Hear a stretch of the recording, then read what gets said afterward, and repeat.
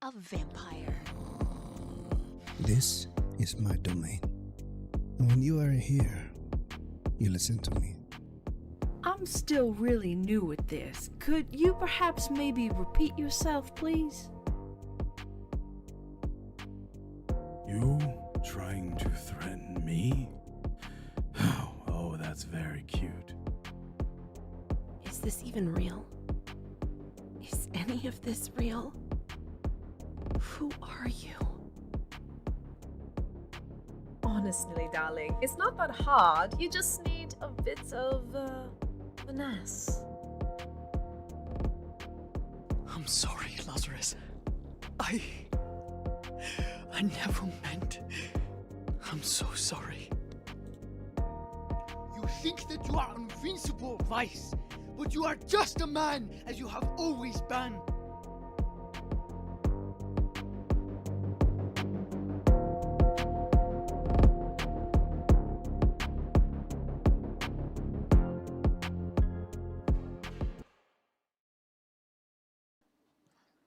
It too. I'm so happy. Hello! Welcome, Woo! welcome into Hello. this week's episode of Salem by Night. I almost said bound by night.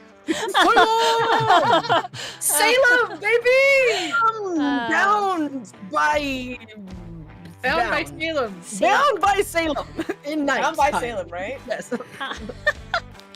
So fucked up. We're All right, back. we're good. Here we are. Hi. Hello. Last time. Let me fix YouTube. It's pretty loud. Okay. All right. Per tradition, we always have slight sound errors. Sorry. Episode. Goodness. Quite nervous. Episode 13. We found our coterie split, though not alone. Surrounded by his ghouls, Lukas investigated Dock 18, which held mysteries. Mysteries that potentially reach back 10 episodes. If you would like to catch the rest of the VODs, head over to YouTube, !YouTube, and you'll see exactly what I mean.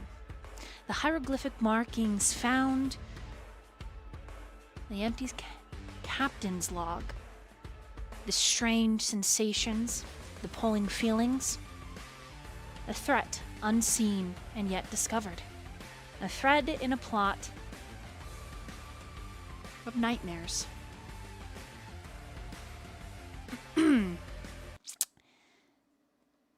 And then we slide to the rest of the coterie. A quick reminder, there was, in previous episodes, conversations with a very wonderful individual by the name of Vincent Gray. I dropped the name to remind you, chat, because there are some things that you will see and they will come to make all the sense that you need. Some other important notes. Vice and Lazarus had a fight. Their connection that has spanned centuries has done something for our dear Cadal, an ancient Ensilé who doesn't quite understand what it means to be mortal anymore. Cadal, a warlock, a Tremere, and quite possibly a lot more. Through some revelations and lore for Xirus, I would say that the bonds of the coterie, Mads, Blythe, Jericho, even Viola and Xirus, though Xirus seems perpetually annoyed in a dad way, have grown ever more fettered together with the appearance of Mr. Wednesday and his begging and ultimate demand to just open the window. If you'd like to catch the rest, go to YouTube. and join us in a bloodbath. Episode 14, Salem by Night. Mads, Viola. Yes. As you step into the club, you are surrounded by the rapid pulse-fire lasers shooting across the smoke-filled dance floor. It doesn't take anything for a kindred with a presence like Viola to be let in. The bouncers, in fact, eye you, and there is only carnal hunger behind their eyes, despite you trying to hide your appearance. The awe seems to ooze from your very pores, ensnaring and enrapturing weak mortal minds. There is something else in the main area that is filled with writhing bodies and pulsing, pounding music. Something different. Not potentially hostile, but not kindred either. This is a very common feeding ground. As the two of you scan the crowd, the bar, the stairs that lead up to what some would call sacred chambers or playrooms, I need the both of you to make your choice: insight and intelligence, or wits and awareness. And yes, if you have Sense the Unseen or heightened senses, you may use them and get a +1 circumstance bonus for the rest of the scene. You want to use Sense the Unseen, and then I'll use Wits and Awareness? Teamwork? So Sense the Unseen would be added on to that, right? So if I Correct. roll Wits and Awareness plus the Sense the Unseen. Correct. And it's only one additional die for Sense the Unseen at that point? Correct for the rest of the scene. Okay.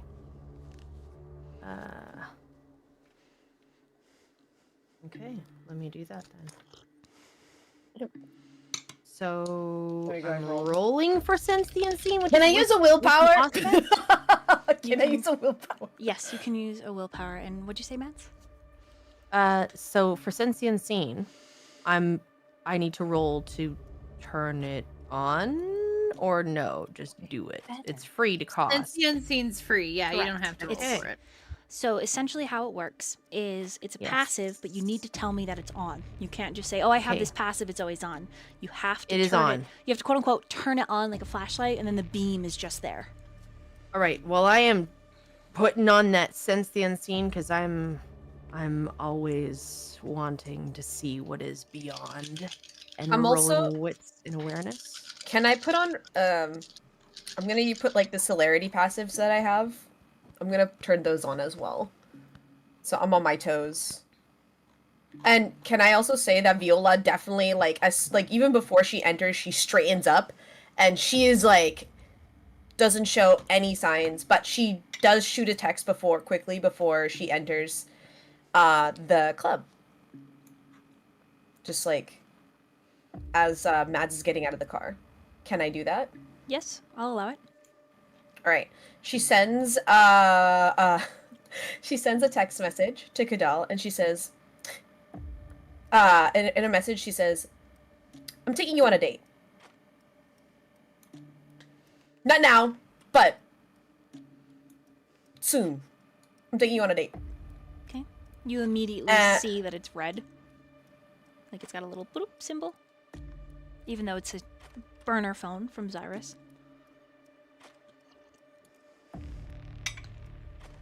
Okay. He responds back with, what date? It says, "I'm taking you out, and we're gonna have a nice time, and we're gonna be normal." And her hand shakes for a moment, but she hides it as best as she could before she goes and puts the phone. Okay. In. I'm absolutely gonna capitalize on this. Matt's just Yeah. rolled Sense the Unseen, and you're a little nervous right now. Yep. Tuck's hair behind ear. Nice. Okay, Go okay. for it. Go ahead and roll a. You're gonna try and be stealthy. You're gonna try Yeet. and roll a charisma with that. So stealth and charisma. And I have to roll an intelligence and technology for Kadal, and he has no fucking idea what you mean. I know, it's great. Oh, that's a bestial failure. I'm just gonna let it go. I'm gonna let that go. Mads I don't mind.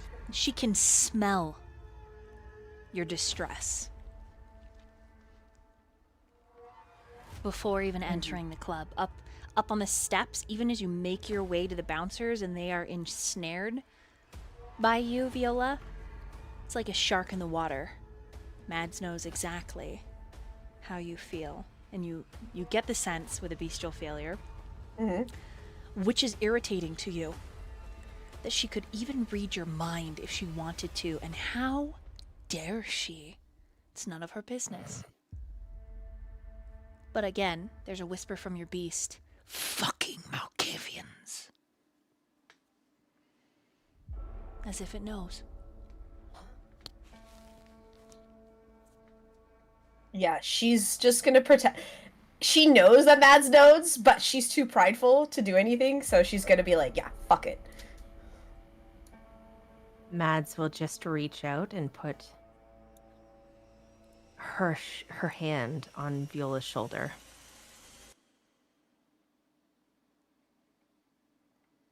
And not say a single thing. Just touch her gently.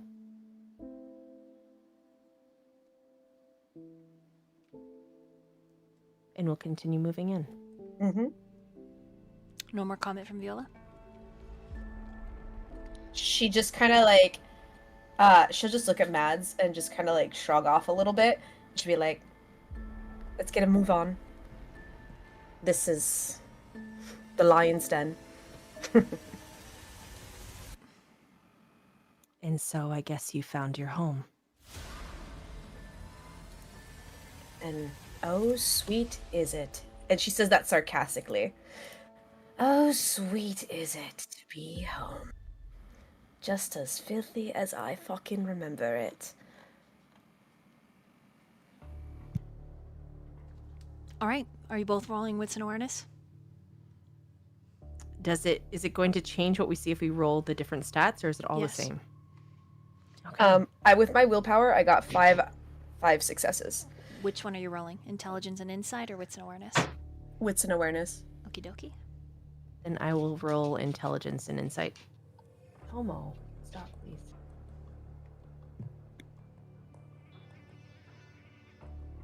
One second.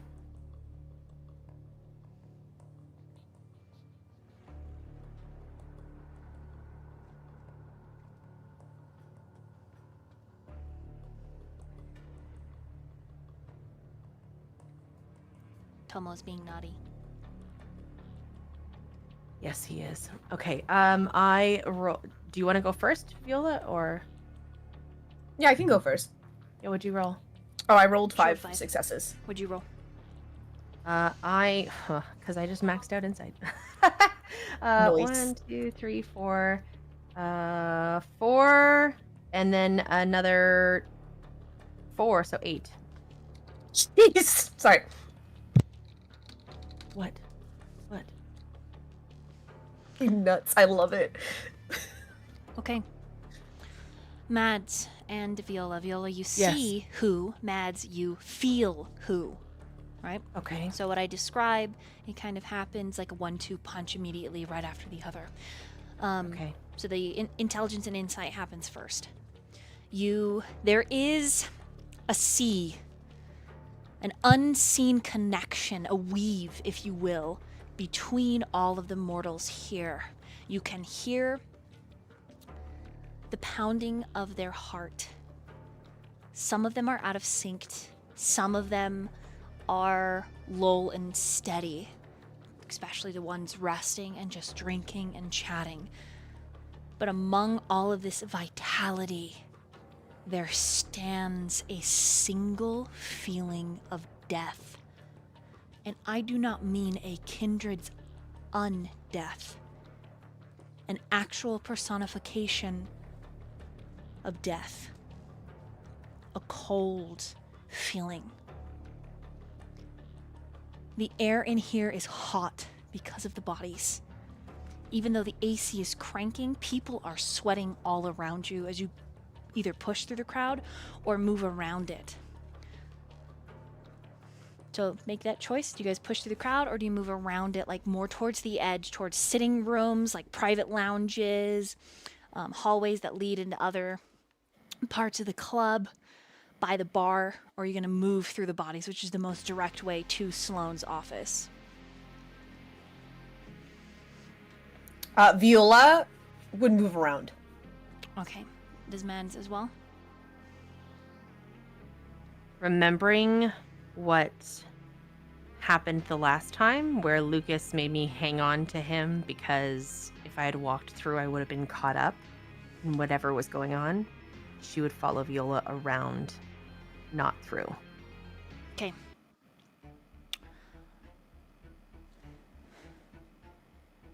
You see him, Viola. He does not fit in here at all. His clothes look like they've come out of the Old West. A duster, a cowboy hat, off to his left.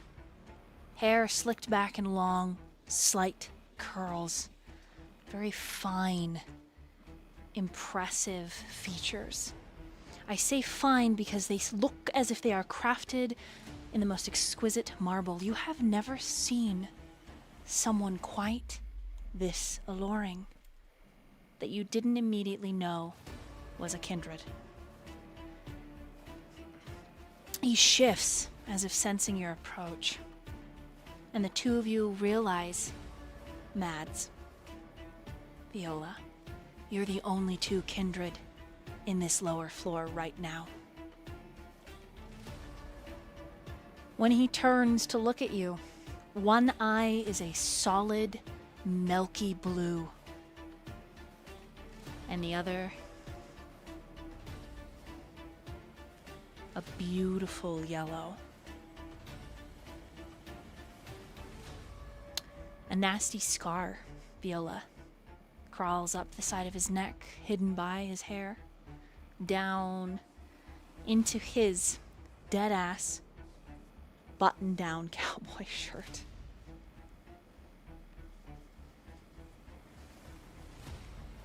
Mads, he knows exactly what you are.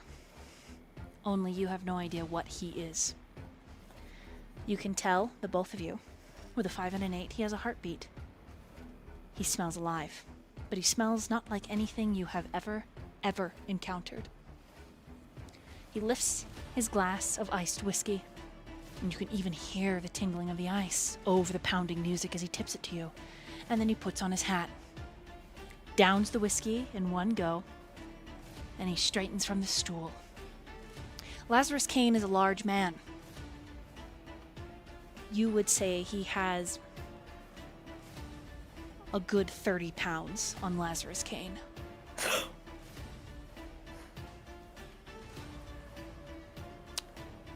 He's in your way to get to Sloane's office. He adjusts his belt, and you see the flash of a 6-shooter. And he faces off with you.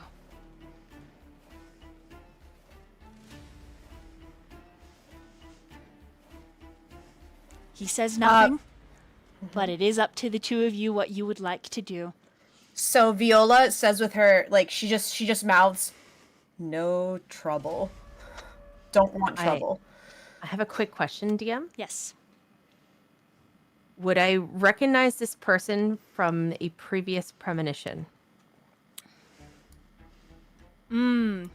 Ugh. The particular premonition about a boy with a scar across his eye and his twin brother, in which we know. With 8, 100% this is him. Okay. Only he is what Lukas would have been.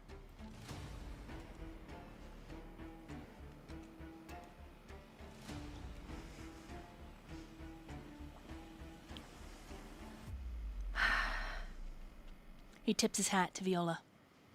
A little courteous. But he is a wall. And then with a flick of, you can only imagine his working eye, he looks towards a doorway, slightly ajar. Over on the plaque, it's staff only.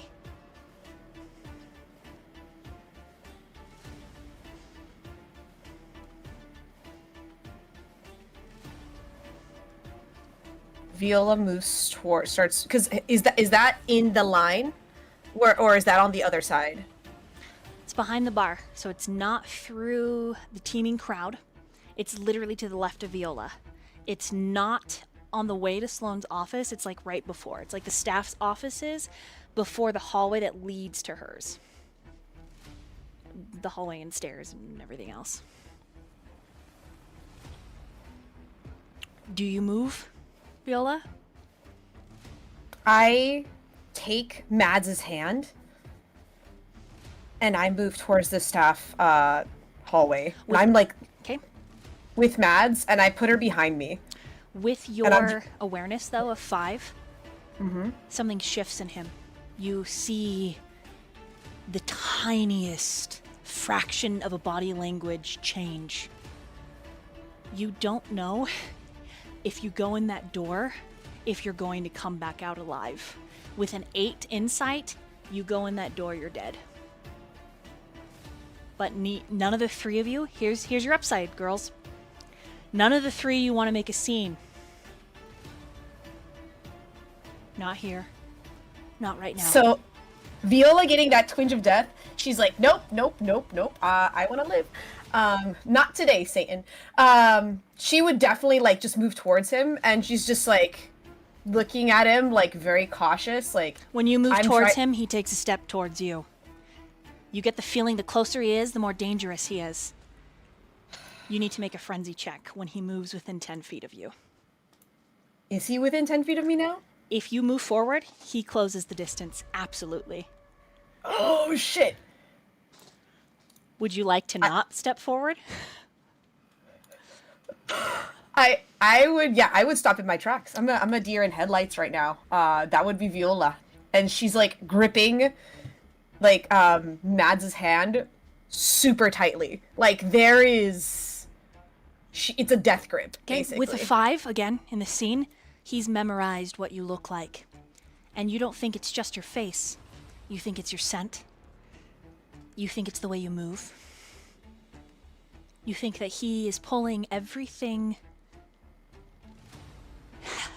about you and spreading it out like it's a map. Something for him to pin and, dare you say, even caress. There is something almost romantic about the hunt. Right, Mads? Can I roll for telepathy? You're gonna try and telepathy this guy? Yep. Why am I not surprised? I was like, yes, they're gonna run into the crowd, and then they're gonna keep getting bumped, and he's gonna chase them like a shark, and it's gonna be so cool. And you're like, I'm gonna talk to the big bad dinosaur. I talk to Yeah, let's go. Oh, it's a T-Rex? I pet it. His name. I'm sorry. His name is sorry. Handsome. His name is Handsome. Am I ruining it? We can run instead. Oh, No. we're running, guys. No, I love it. I love it. You're telepathizing him. All right. Okay. so I need Resolve to and do a rouse aspects check. versus his wits and subterfuge. Oh shit. Okay, let me do a rouse check first. Okay, I'm a wee bit hungry. That's an increase in hunger. It's okay. You rouse the vitae, and you do that. You see his nostrils flare, and his eye, the working one, dilates. And you said resolve and aspects? Mm-hmm. Okay, Roll well. I will do my best. Come on, chat. Aspects. Do we still get that extra die for the Sense the Unseen thingamabob or not? Yes. How does that only you said for the scene, right? I don't know what that means. Until you are done with the hymn. Okay. Come on, Is chat. We is need there some no- rolls. I know. Is there no way I can help her at all? There is no help action, but I would allow your potentially some of your disciplines, if you word them properly, how would you use them to help her in this moment? I would say I would use kind of my presence to like move the crowd. So like, because basically, like, I'm thinking he doesn't want any trouble, right? Right. So I'm gonna use my presence so that more eyes are on us. Ooh, okay. I'll allow that to give her an extra dice because it does make him a little nervous, makes it harder for him. Actually, what I'll do is I'll lower the, instead of giving you an extra dice, I will lower the DC Okay. by 1. I'm gonna willpower, if that's okay. I have a few. Okay.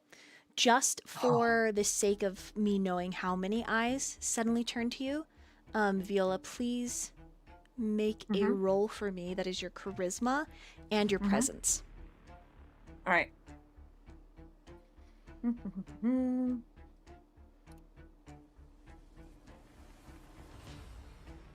I got 5. Okay. With 5.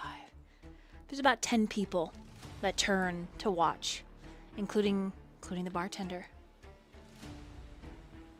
She's still at the end of the bar. She hasn't approached. She can tell that it's a little bit tense. But she does make eye contact with you. And so Viola. because we know each other, right? Correct. Viola. Mhm. Tell her to bring me his cup. And so she kind of nods, and she goes to the bartender, and she looks at her and mouths, "We need his cup." Okay. Because he left it on the bar, right? You did. Mm-hmm. She assumes with a 1 success on her intelligence that you want it filled. So she puts the same whiskey that he was drinking and she slides it to you, Viola. And then she asks, "Do I need to call the cops?"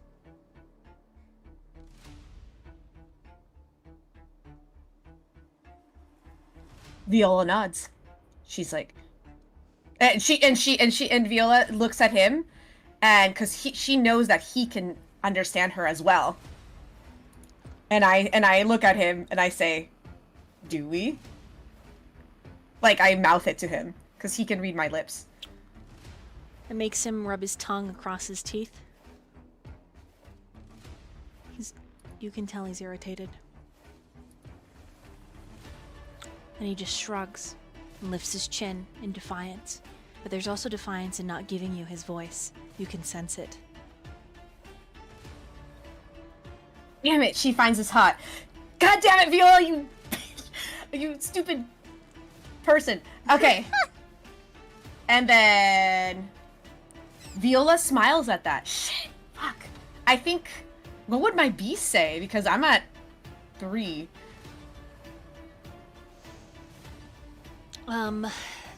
The beast likes the defiance. It wants to break it. It wants him to pay attention to her. To it. It wants to break him.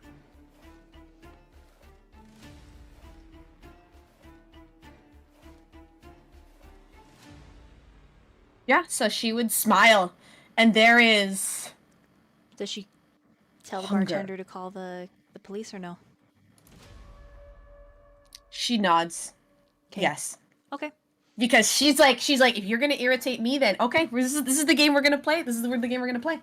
All right. Mads, Yes. what did you get? Okay, so I have a quick question. Mm-hmm.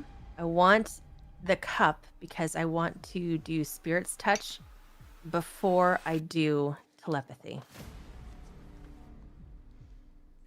Okay. I want to touch what he had because it was, there's something left on something that he's handled or touched to gain insight into him.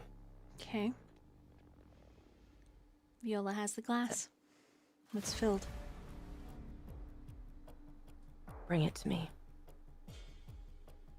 She so Viola left it on the counter, and she just not she just nods to Mads, but she keeps her eyes locked on him. Okay.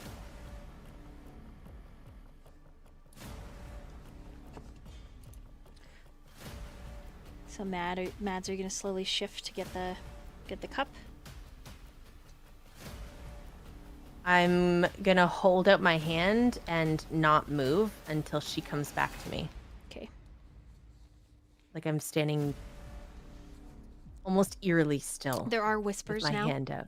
There are whispers now from the mortals that are like, what the fuck is happening here? Is this like he got caught cheating? But they came in together. Oh, maybe one's And- his wife. Okay, so oh boy. So Viola backs up Viola slides the cup to Mads because she can do that. Or yeah, she can do that. And she says, "We really get."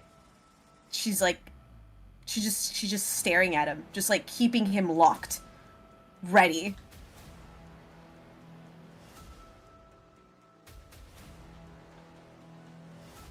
So she slides the cups to Mads. And how close am I to him? Yeah, you're a decent enough distance. Like I would at least 20 feet away from him. I would move 15 feet, but slowly. Okay. Like, kind of, and this time, she's definitely playing up the awe. And she actually takes off her coat, the Jericho's coat. And so she saunters.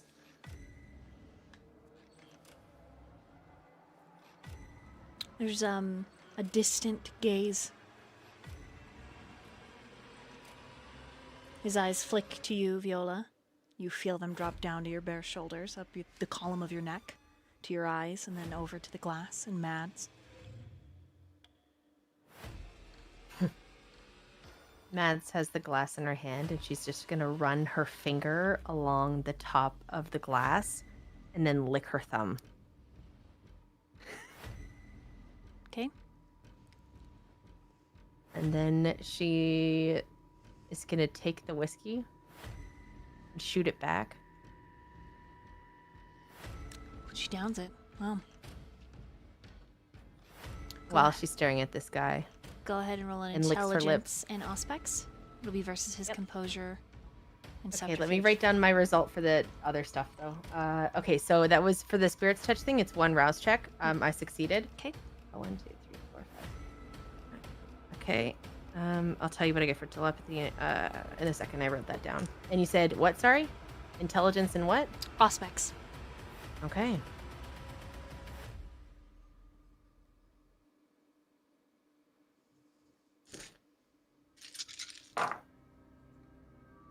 Beauty. 6 successes. You get nothing from it. And he smirks.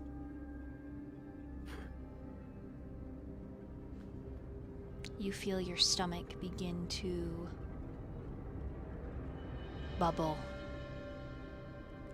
It does not like ingesting that which it is not meant to ingest. You have not very long before it will be expelled as bloody throw up all over the dance floor.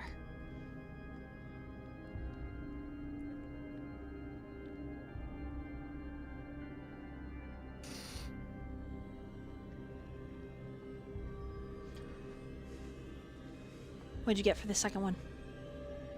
For telepathy? Mm-hmm. 9 successes.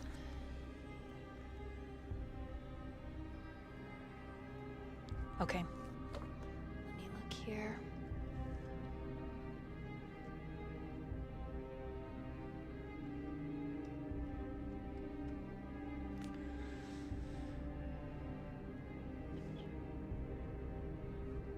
Okay. Are you attempting to read his mind or to talk with him? To speak in his mind. Okay. You beat him. You beat him because Viola drawing the eyes made him stutter. You beat him by 1. You actually see a bit of surprise on his expression.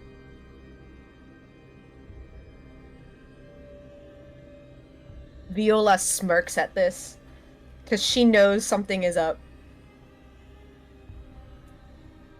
Well, Well, a wolf in the crowd on a full moon's night. Or should I call it a full moon's night? Amidst the bustling crowd it stands, silent, hidden in their bands, this lone wolf prowls amidst the night. With one eye aglow and the other a wild spirit. I've seen you before. You are not invisible within the crowd's shroud. And I will hear your howls.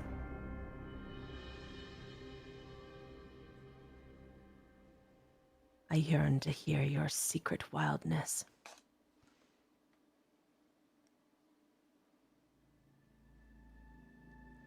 Good evening. He's frowning. Is he allowed to speak back to you in the connection? Good question. I don't think so. I think he has to say it out loud. Laz can, because of a very intricate connection through your magical vitae that stirs you to unlife every night. But this is not Lazarus. So If you click on this, I was gonna say, if you click on the speech bubble, it'll say that it'll have it so that the DM can read it on the side where the dice are rolled. Yeah, it's not there. Yeah, I don't think I don't think he can speak back. He has to speak. Yeah, he has to. It's far more reaching into the mind, putting whispers, finding out how he feels, seeing images, reading his thoughts. So essentially when he speaks out loud, she'll be able to hear his internal monologue. It's almost like Dungeons and Dragons 5th edition Insight or Zone of Truth. Right, so think of it a little bit like that. Like it's much harder for him to hide how he really feels. And he says, I can't say I'll ever get used to you dead and your tricks. And he means that. You caught him off guard. You think his mind is a palace, which very few have access to.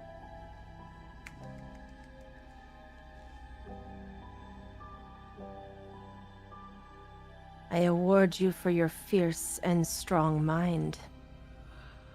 Yet here I am tapping on the door. Tap, tap, tap. Tell me, can you find solace in your hiding place? Or are you aching for someone's embrace? Never heed dead tongues, for the dead only speak lies. I speak no lies. I speak only truths. You may think you speak truth, creature. And he takes a step forward. But I know what you are, and I know what they are to you. And he motions to the people. And he's not speaking loud because he knows that you both can hear him, even if he was whispering with your senses. And he takes another step forward. See, the thing is, it seems you are the one who is lying and does not know. For even amongst the human grace, I do not long for this natural space. Makes him squint. Curious thing to say. When you... I do love curiosity. When you are the wolf among the sheep, and it is the lion that watches the herd. And he takes another step forward. He says it is the shepherd that ushers them to safety, that finds them when they've moved astray. He takes another step forward. Is he moving towards Mads? Oh yeah, it is the. It is the Viola sheepdog. gets. Viola definitely starts moving to get in front of her. Okay. He says it is The sheepdog. The wild hound. That keeps even the wolves at bay. So what if the hound is a wolf itself? And he steps forward again.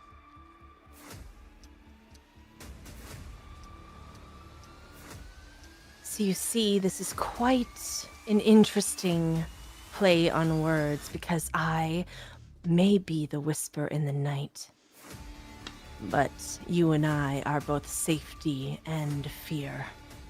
I am a guardian, as are you, but I do not eat those who I yearn to protect. For I did not choose this dichotomy, this life. I may be the yin to your yang. I may be the words in your head. But it is there in the corridors of your thought that I will reside.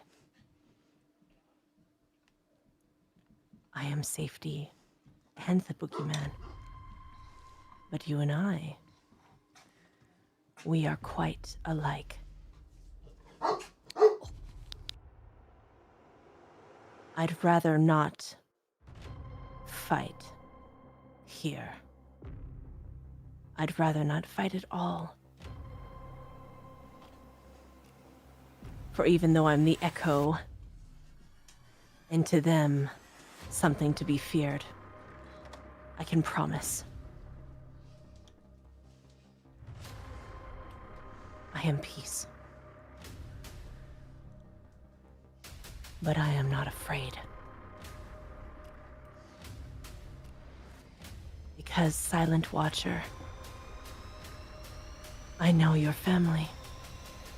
I know your brother. Makes him lift an and eye. I know your past.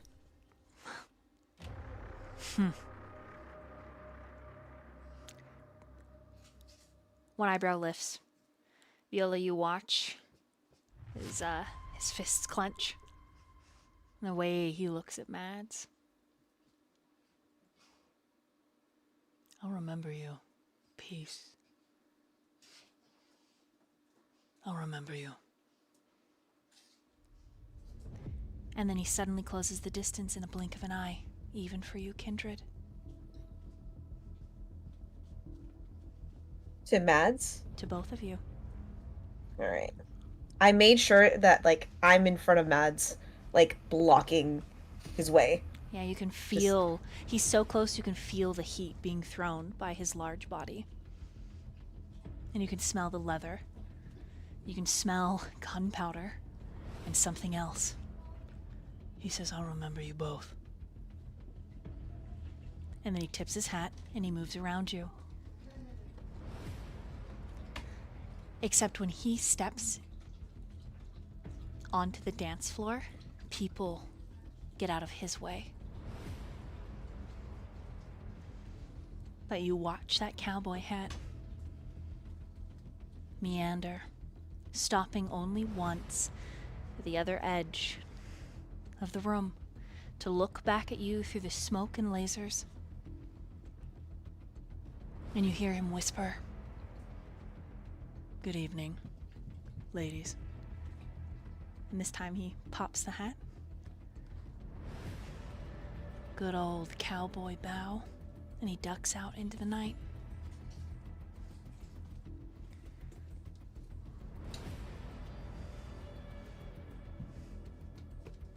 Viola goes to the bartender and she's like, and she tells him, keep an eye on that one in case he decides to come. Oh, sorry, I went southern. It's a cowboy thing. That's fine. I know, sorry, I was thinking cowboy shit. Be careful of that one. I think he's trouble. No worries. Oh, yeah. I already called the police. They're on their way. All right, good. Tell them to keep an APB on this man. She blinks. Mads is gonna run to find a bucket. Okay. Roll composure and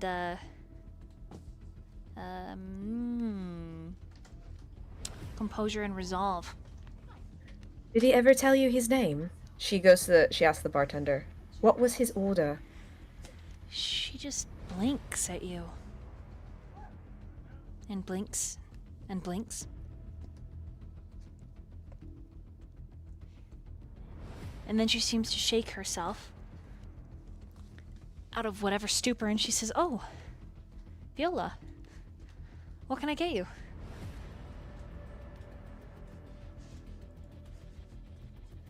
It's like, damn it. Nothing, love. It's alone in the house.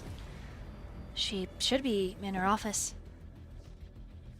All right, we'll head up there as soon as my friend, she's quite a lightweight, finishes. She says, "Friend? You came in with someone?"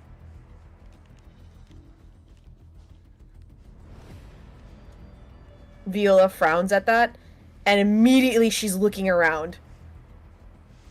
What'd you get on that roll, Mads?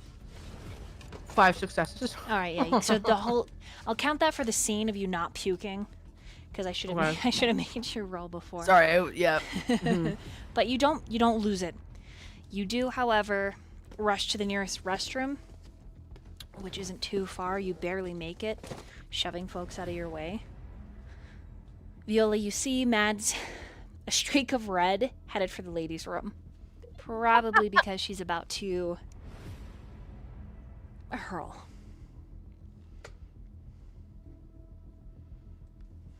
So while she does that, she's gonna scan the room for anyone else.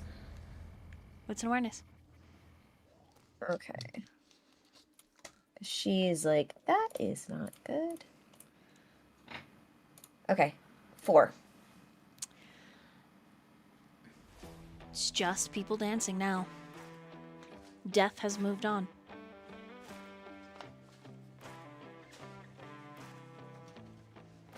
Okay. So she like she goes to the bathroom to see if Mads is okay. All right, we need not the badass music for this. I got you. I got you covered. There we Okay. go. Thanks. She's like holding her hair. She's holding Mads' hand. She's like, there, honey. It's okay. Just let it all out. Let it all out. It's all right. She's patting her back.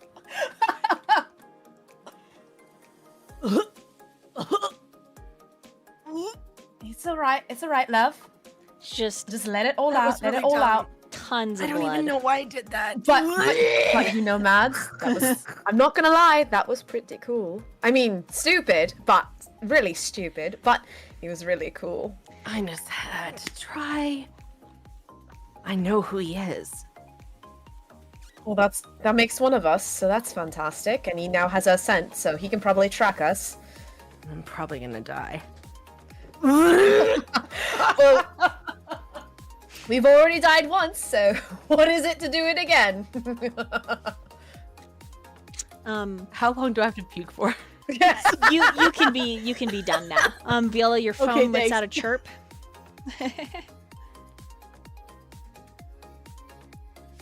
A text message comes through, and when you look at it, Kadal has listed several dates upcoming, including tomorrow's date, which is the month, the day, and the year.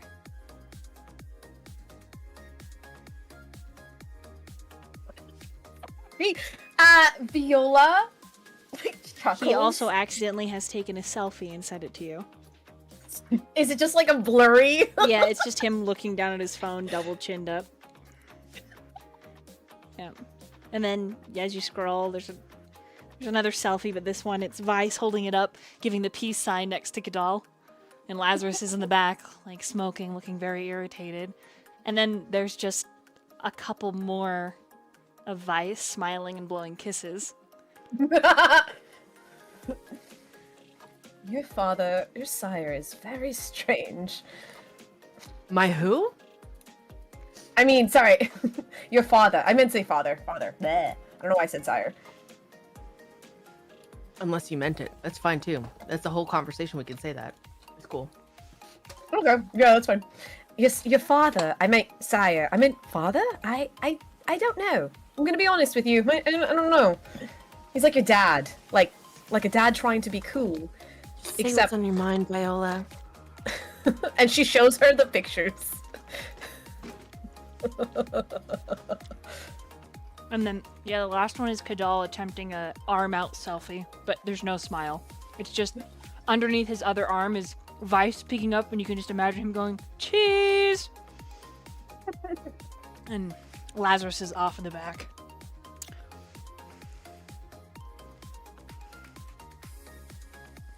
You don't quite recognize where they are, but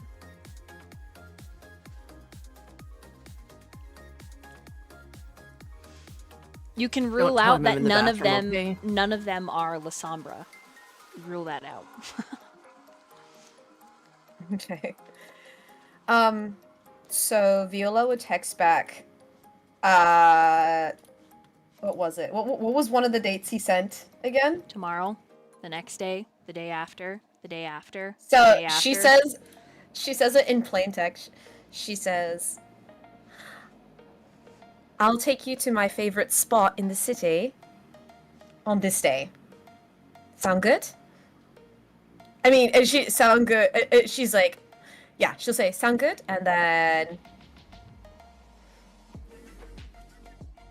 and it calms her down. But she remembers the man, and so she puts away her phone and she goes to Mads. Who was that? I don't know. Somebody we don't want to see again. Should we warn the others?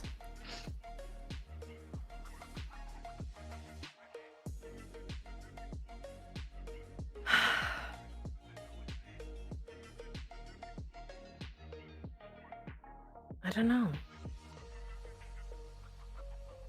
Well, better safe than sorry, because I don't know where he's going to go. I don't have like a little radar, but he reeks of death. And that can't be good for anybody. He more than reeks of it, Viola. He is death. Walking, breathing, living death.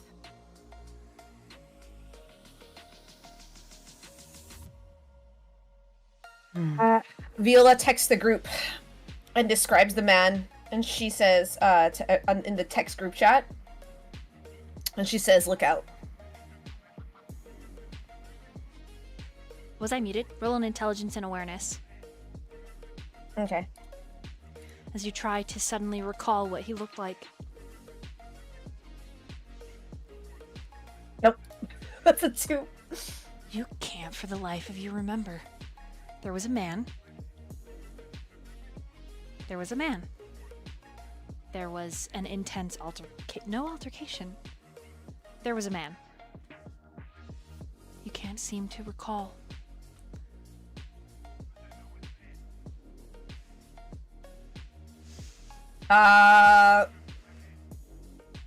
This frustrates Viola a lot.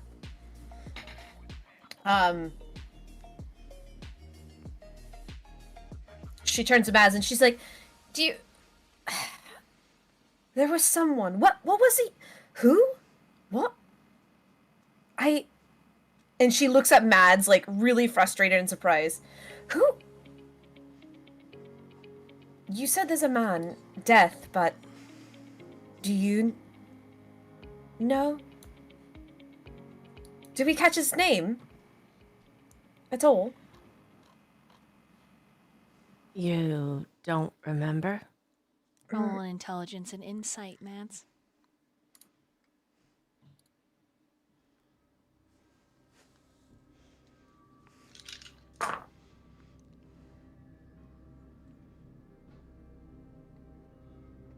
Seven successes. Okay, with a 7. You remember. But on top of that, there is a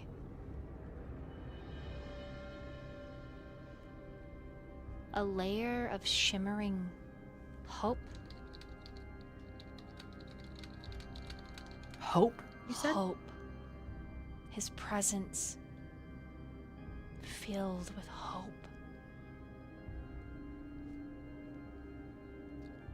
Go ahead and roll for me another intelligence, but with an occult, please. Sure.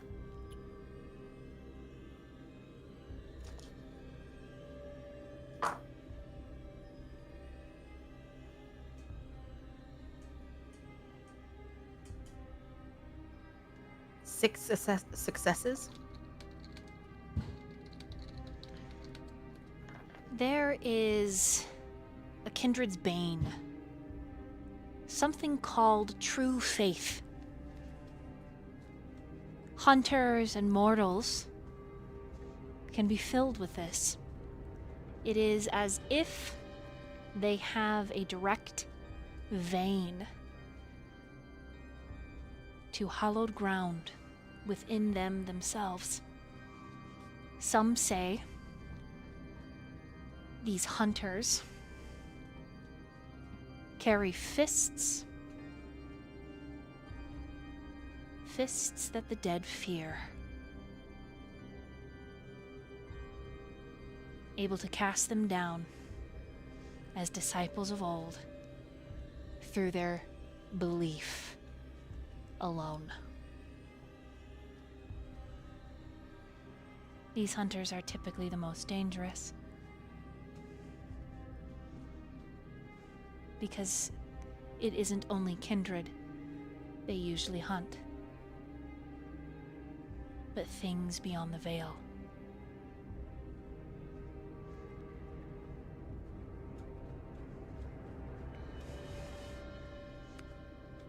There is more, but that is what a 6 gives you.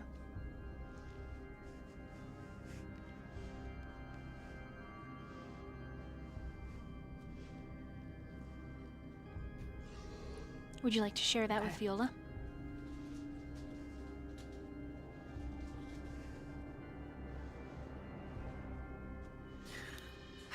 I think Mads would try, but it wouldn't be exactly like that. That's It'd okay. be more like Role played out how she does it. yeah. And as she does, then Viola will be drawn into the memory of the man, depending on your explanation. Oh. Well, when Do a your mad best, lady speaks- Malkavian, or I'll just have you roll, or I'll have Viola roll again with more dice.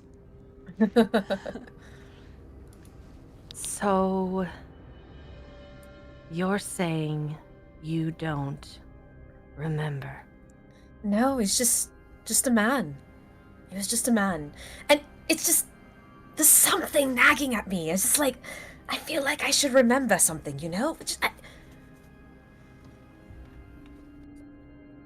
He was a hunter looking for his prey. A man who sought more than just the mortal life.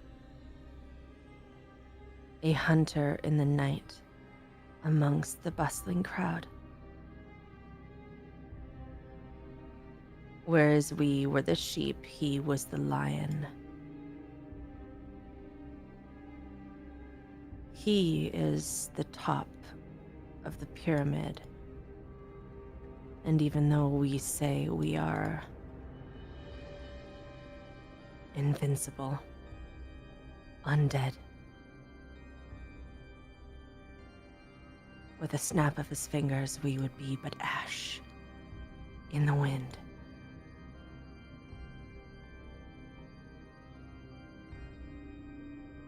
With an eye of a wolf and the other of a clear blue sky.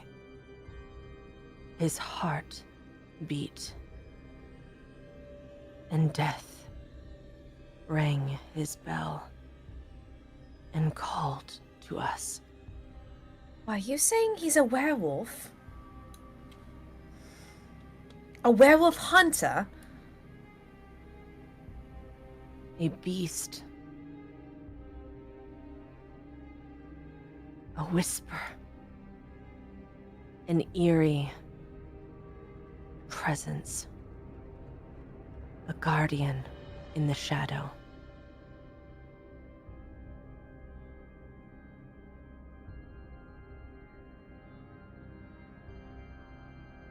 You So hear we have- the bathroom door open and a couple girls come in, giggling, obviously drunk.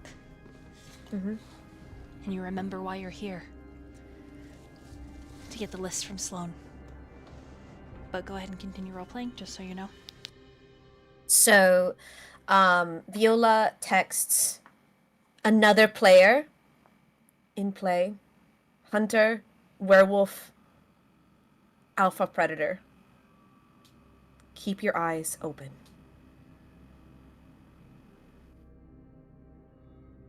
Death is lurking. And And then- the last thing Mads says is an experiment from those who wish to see the world burn.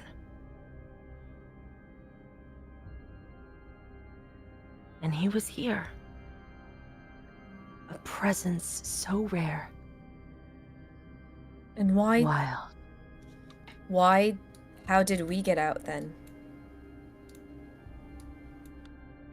You Was just it because of you? You just hear the girls giggling again, the humans. Not And I- here, Viola. Mm. Not here. She nods and she's, let's go see Sloane. Do you want me to show you what he looks like? Do you want me to remind you who he is? She looks at Mads and firmly says, no. Because I know that if we're in the same room, if he is death as you say, I'll know that in that moment who he is.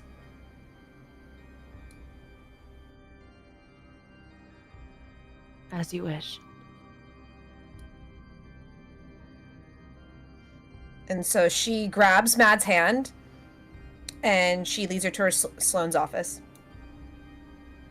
Say, Viola, I have a quick question. Yes? Yes, Do you darling. have a breath mint? Of course. I'm not a savage. And she takes out her Tic Tac. No, she drinks out the strips, you know? And she gives Mads two. A You- what? A strip? Yeah, like they have these like breath mint strips. Oh, she's just gonna stick out her tongue. You have her hand, so she's just gonna stick out her tongue. And she puts two on there. And it's kind of like, it's like, so for everyone to see in the club, she's like, there, beautiful. And she kind of like touches this part of her jaw, Mads, and her chin, and closes her mouth and smiles. Thanks. I No kind of needed problem. that. I know, you just reek of blood and vomit. Trust me, rancid blood like that, I can tell you from unfortunate experience, horrible taste. Just awful. Awful, awful, awful. Do I smell like that still? No, trust me. And she leans in really close. And she's like, no, you smell beautiful. It's fine.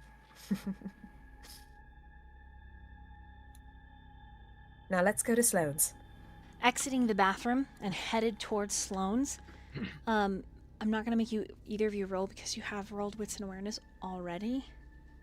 You don't feel a single kindred. Even as you move to Sloane's office. Dead. Fireworks. Dead. The dead don't roam. I don't like this. This is unusual. As you come around the corner, that private bar is empty. The lights are off. One of them in the far corner is flickering, and then beyond, in Sloane's actual office, the door is open. And the lights beyond are dim. So Viola like nods to Mads, like, can you sense anything?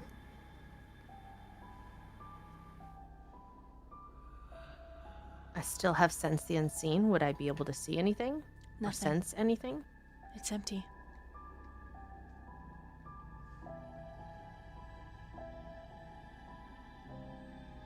Viola walks into Sloane's office.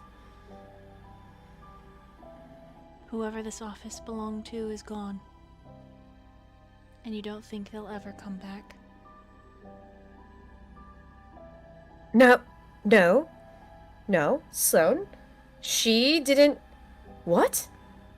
What is Is her computer, laptop, anything there?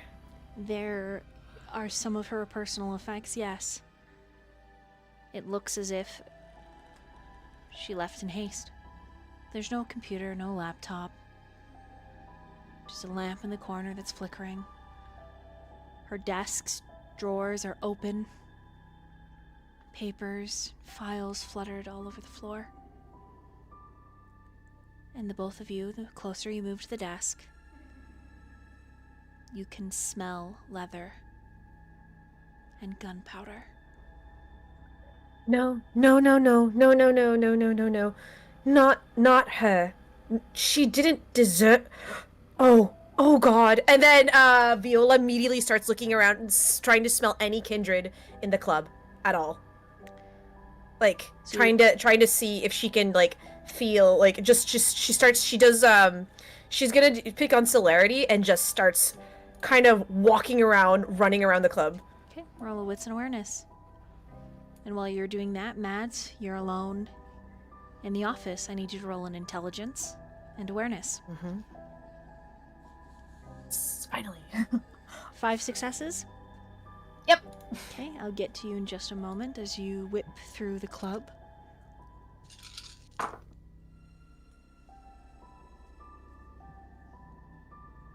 That's 5 successes. Searching the room, there are no signs of violence within. Just a hasty retreat. Whoever he was, the cowboy was in here. But you don't know if he was in here to investigate after or not. With that as well, moving to the desk, you find the manila folder with the printed sheets of who's vaccinated, who's employed, when they work, where they live, and what doctor offices they got their shots from.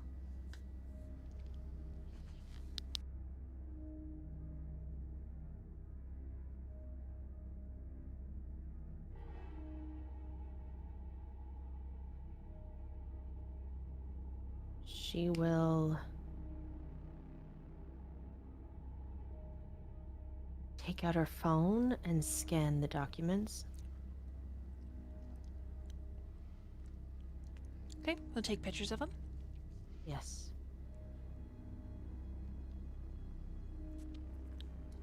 And she will send them to the group chat. And in addition, she will send them to, we'll call them the 3 Musketeers. Ah, okay. It's gonna take you a minute to get really decent pictures of each one. Viola, with a 5, there are no kindred. Does she see Ash? Nothing. Nothing left behind. She goes into the maze, like the first part, not like in the maze, but like the beginning part, and she sees if anyone's there. The one next door that Lukas went into? I thought it was in the basement. It has a hole. It is in the basement, but it's not. Like the maze itself, like starts in the building, because it's like floor after floor after floor after floor after floor. Yeah, so she's gonna check like just in the beginning part if there's anyone like standing there taking names. You're going to the kindred part, is what I'm understanding. Yeah. Okay, we're not going into like the normal like fun house like No. the mortal. Okay. So this is also part of the hunting ground that's connected to the club. Mm-hmm. None of the lights are on. Gates are closed. Everything's locked up. She looks for signs of like ash or anything like Do you a break struggle. Do you break the chains? You move through the closed gate into the actual maze itself. Not yet, but she texts Mads and she says, "Come down here."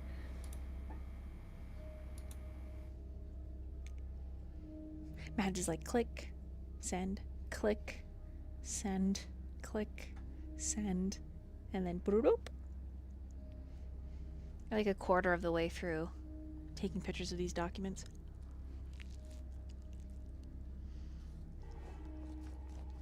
She'll text back.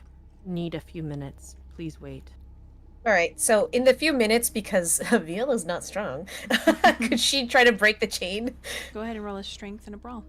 Actually, strength and athletics. Oh no. I Mads only is just gonna keep clicking away. She's gonna take more pictures, just in case. one. One is enough to break a normal mortal chain, and you get it open. And the minute you do, you just like slide it back. You get a feeling. You get a feeling not to go in the maze. It's subtle. It isn't strong though. So, yeah, Viola will just wait then. Because she just peeks through the door, I guess. Is like the best she would do. You can either roll wits and awareness or insight and intelligence, up to you. I'll do wits and awareness. Okay, hold on. There we go. Oh yeah, 4. There you go. You already know you're going to find the remains of kindred within.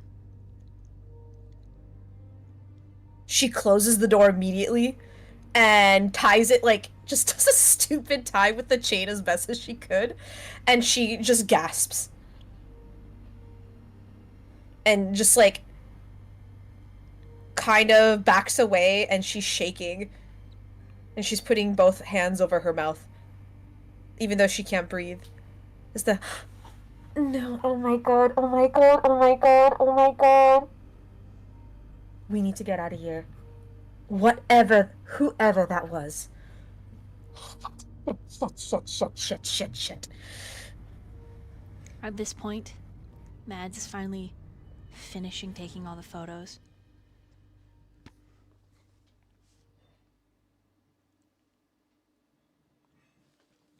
She meets up with you halfway as you're headed up, and she's going down. Viola hugs Mads. And she's shaking.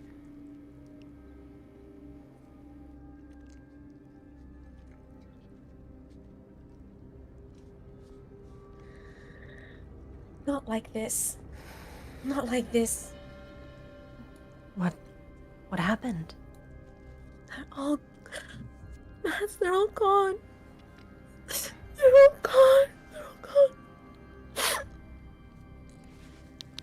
Who's gone?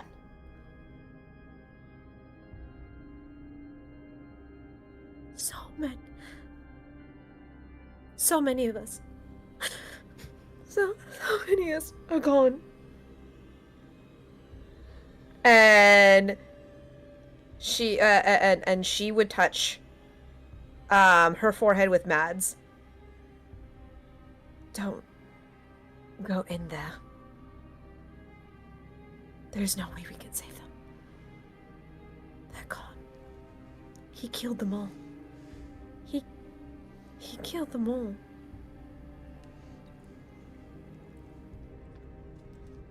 I need to talk to the bartender. She won't remember. I know. She won't know. But This is no longer a mortal tale, Viola. I just want to make sure she's okay. I just want to say goodbye. We can't come back here. This is not a safe place. This is no longer Lazarus or Elizabeth's domain. Or perhaps it is theirs.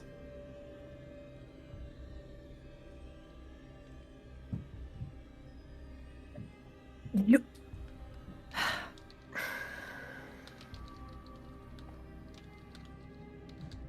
Weak and feeble, we stand in the predator's sight.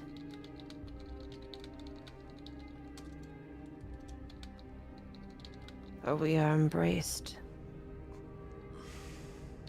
and death comes for us all. Well, not today. Not you, not me, not today. Because I finally have something to live for. I finally found hope.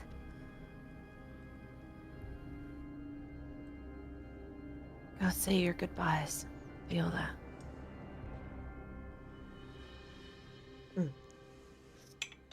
And she goes to the bartender. All right. She seems surprised to see you. Like, oh, Viola. Hello, love. She makes a wincing. Sorry. I've had a banger of a headache. Let me see if I can take that pain away. And she uses and she's going to use Lingering Kiss.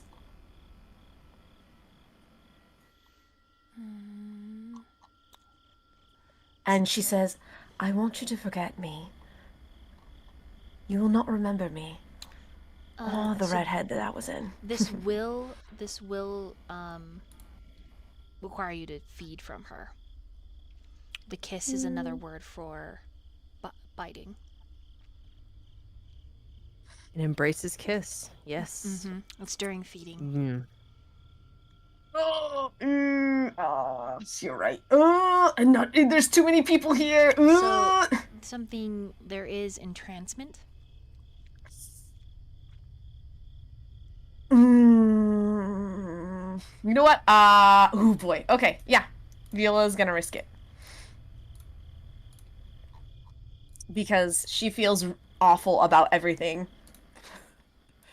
Yeah, so she'll do it. Charisma and presence. Okay, go ahead and roll a rouse check. Oh, thank God! I succeeded. Okay. Safe. All right. And so... Oh, shit. I was gonna say, could I add 2 more dice for my beauty?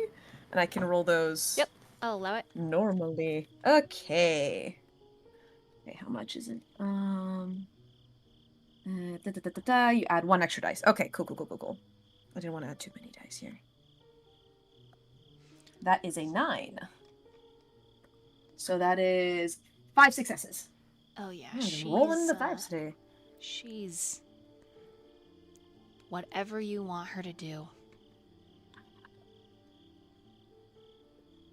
She is your thrall, your greatest fan, your lover, your mother, your brother, whatever you want her to do. If you ask this girl to commit murder, she would for you right now. And happily go to prison for the rest of her life. Well, what I want you to do, darling, is I want you to forget that you ever saw this redhead that was with me. And I want you that if anyone asks about if you ever smell gunpowder or you see anything strange, text this number. And she writes down the number on a piece of paper. Okay. She clutches it as if it is the Mother Madonna herself. If you ever feel like you're in danger, I want you to run and never look back. Is that clear? I will anything for you. This is goodbye, my darling. And I hope I don't see you again. And she hugs her. She does begin to cry.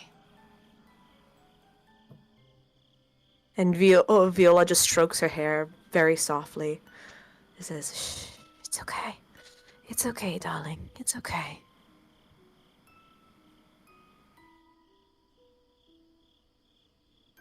I don't want you to get hurt. I've already hurt too many people. And you don't deserve that. She just continues to sniffle and nods, clutching to this little piece of paper. You can feel her just leaning into you, yearning. And it does make your beast press. It presses and says, we could take her. We could give her one amazing, blissful night that she'll never forget, but will do her best to please us, and you like it. What a wonderful feeling. Not this one. Not this one. She's too easy. Okay, so you resist. I won't make you roll this time. Actually, how hungry are you?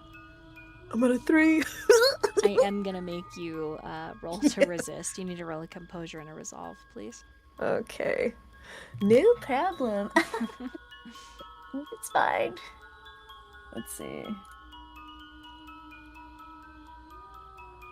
That is 3.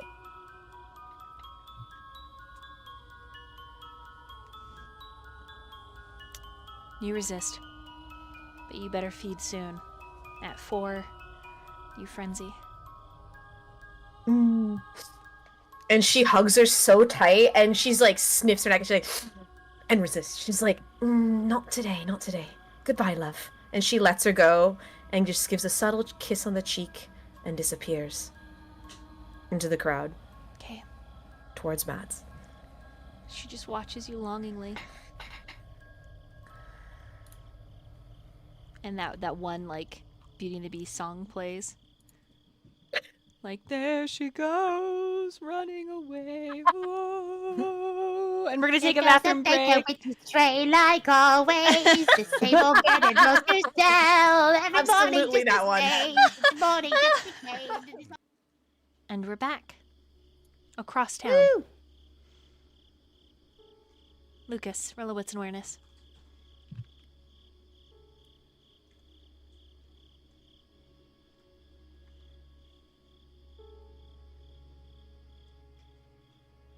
Four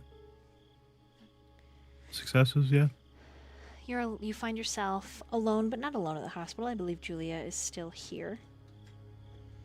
But she's quietly working. You're outside smoking. And it's while you're outside, with your 4 successes, you hear a click, click, click. And at first you think it's nothing. Maybe the foundation of the building settling.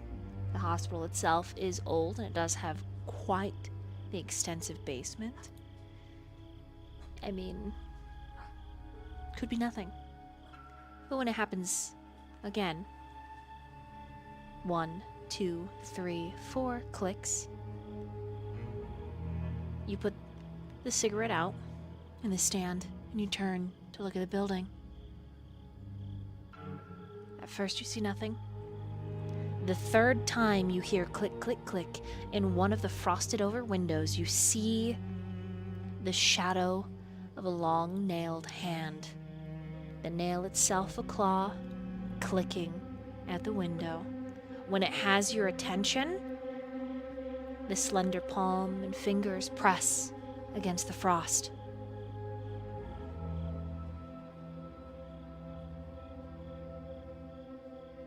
Great. I'm not going in there. You can fuck off. It clicks again. 1, 2, 3, 4.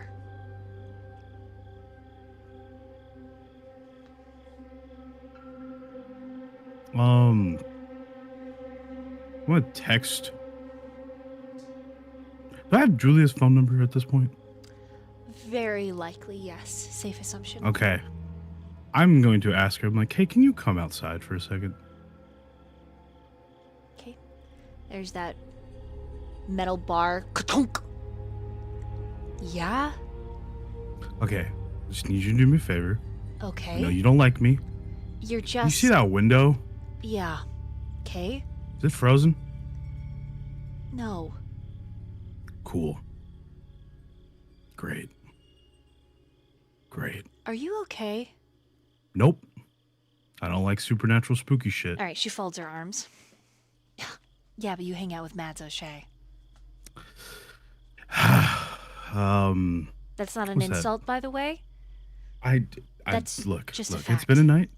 It's been a night. Hey, And speaking of it's Yeah. been a night, can you explain this chat that I just got? what is it? She's seething, by the way. Like, you feel like she's Okay, kind sure. of taking... I can feel the anger. Yeah. basically, As what she you're saying. marches It's up like, to you, she shoves her phone in your palm, and you see Mhm. Kyler's face, and then a big old play button. I'm just gonna hit the button. He is drinking in Target. I'm gonna kill him. Yeah. Big chugs. Nyx is behind him. In her arms is the ugliest fucking cat you've ever seen in your life. It looks over and its face looks like, I wish for death! But the meows is what you would expect. Nothing but a hoarse...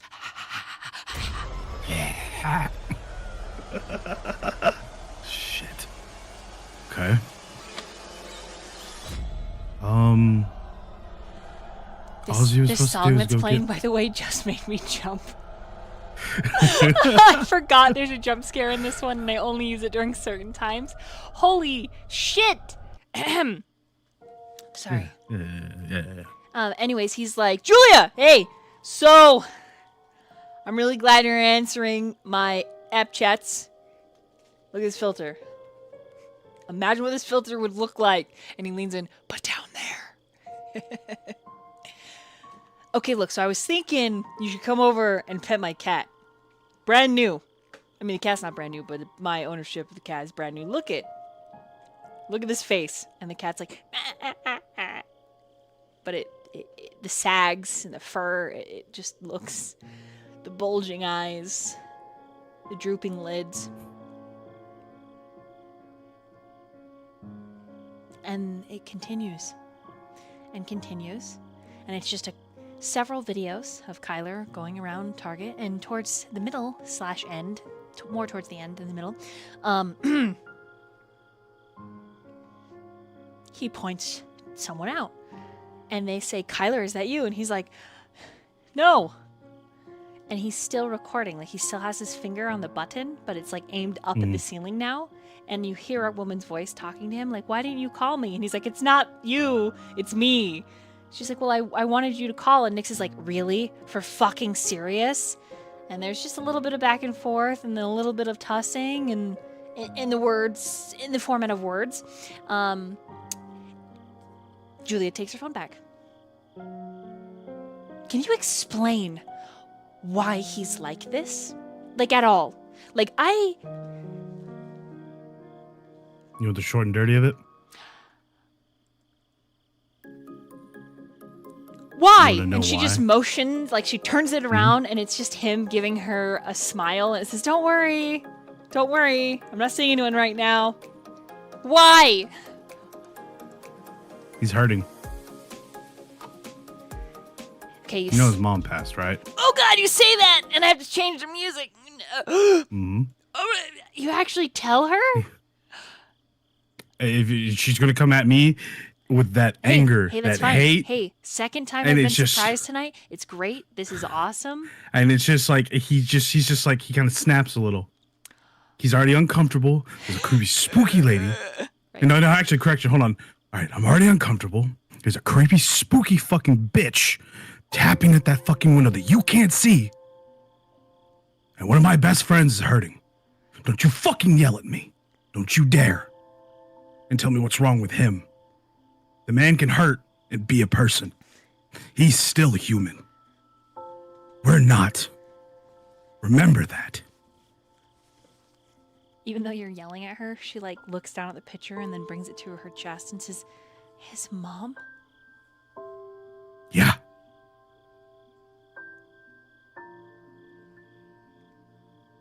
She lets out a sigh, shakes her head, and tunnels her hand through her hair, which messes up the whole braid. She moves to stand beside you completely. The anger is gone. He just opens his pack of cigarette. She takes one. Why didn't he Gives her a lighter. Why didn't he say anything? You know how he is. He never will say anything. But I'll always find out. She lights the cigarette and draws a deep lungful.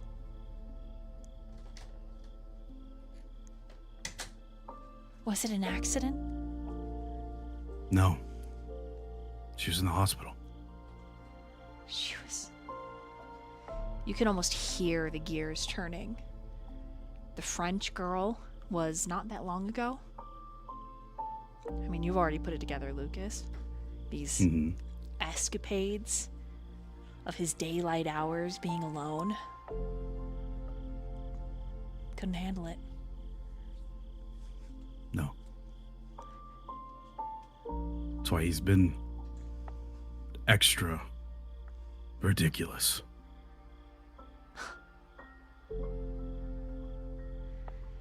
She plops down on the grass, even though it's a little moist. Holy shit. I'm such an asshole. No, I know he is. No, me. I'm not going to say anything. You know, that you said it, not me. I didn't even know. I was so caught up in who he belonged to that I didn't...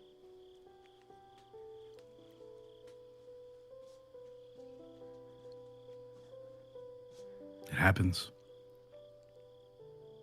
She just shakes her head, puts her forehead in her palm.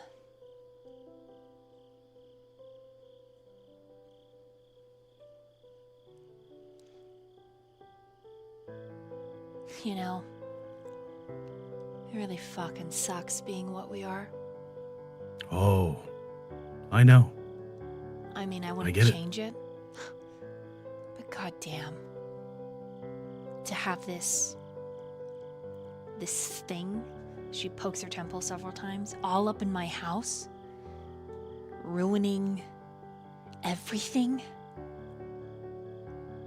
I was so angry, and you think you're just the lucky guy to be there while she's venting. You don't feel particularly close to her, but she just, unless you move away, Lukas, you feel like she's just going to open Keep up talking. to you. Yeah. I'm just going to let it happen. Okay. They have the right to talk. If I wasn't so caught up in what was mine, in this monstrosity of selfishness, you know, the feeling, the hunger, the need. Yeah. I'm aware. You made mistakes. It happens. Now don't bring yourself down, too. I tasered him, Lukas. I've done worse. Her head sharply turns to you. What? You've tasered him, right? Is that what you said? Did Am I you hearing wrong? Yes. You've done worse? He's got to be able to fight. What we are.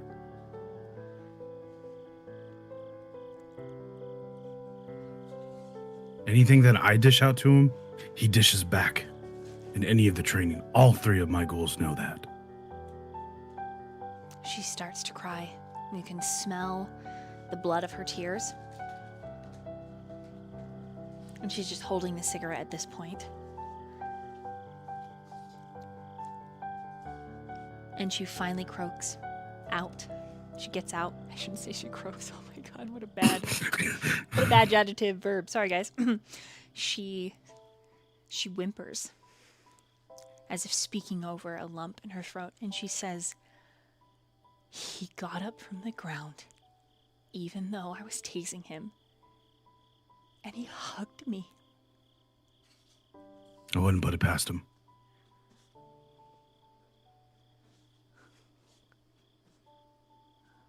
I'm such a piece of shit. No.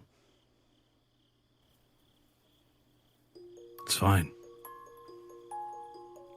Another Snapchat, app chat comes through.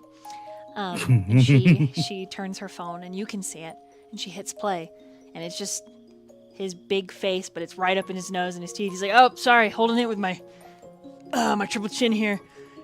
So we got Cat, look it, and we got Nyx, and she's like, get that the fuck out of my face. And we got me, right? Not going home with blonde. Shouldn't have said she was blonde. Julia. Babe. Look at my cat. I know you want to pet him. Her. Are you a boy or girl? I don't remember. Looks ugly. Look. Listen. And then the thing cuts off and another one comes in. And he's like, has like a duck body filter on. He's like, I like this one. Look at this. My name is Quackmire. What was I saying? I don't remember. Julia, hey, you should hang out with me. I can tell that you're reading these and that you screenshotted some of them. So I know I'm kind of like, not quite in the doghouse. Like maybe I'm eking towards the back porch, you know? You know what I'm saying? Come on, let an old dog in. I got a cat. We can't be homeless. Why did he say it like that? Julia's just laughing and crying. And she just keeps hitting play, and it's just him talking about everything they're doing in the store and filming Nyx, and then he stops and films like this blouse that's a button up, and he's like, look at this. I think I'm gonna buy this for you. You don't have enough pretty clothes. And it's got sunflowers. It's the ugliest shirt you've ever seen. Silk blouse thing. He's like, yeah, I'm gonna buy it. Him. He still has my card. Shit. Oh, fuck. You get a phone call shortly after. Me? Yeah. Well, I'll answer. It's Kyler. Hello? Hey. What's up, man?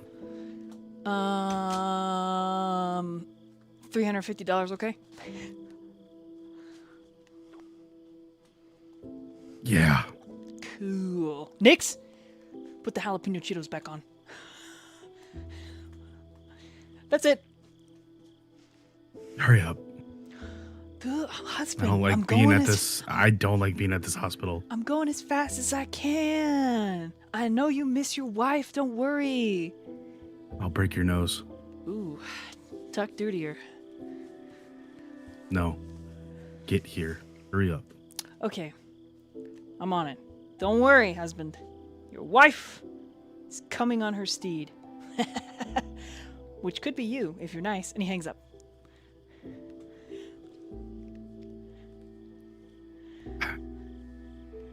See what I mean? Julia just starts to laugh, but it's more hysterical and sad. When she gets up, she thanks you for the smoke, puts it out, scrubs at her face, which is super bloody now. Gives her like this rag that he's got that's like clean. Here.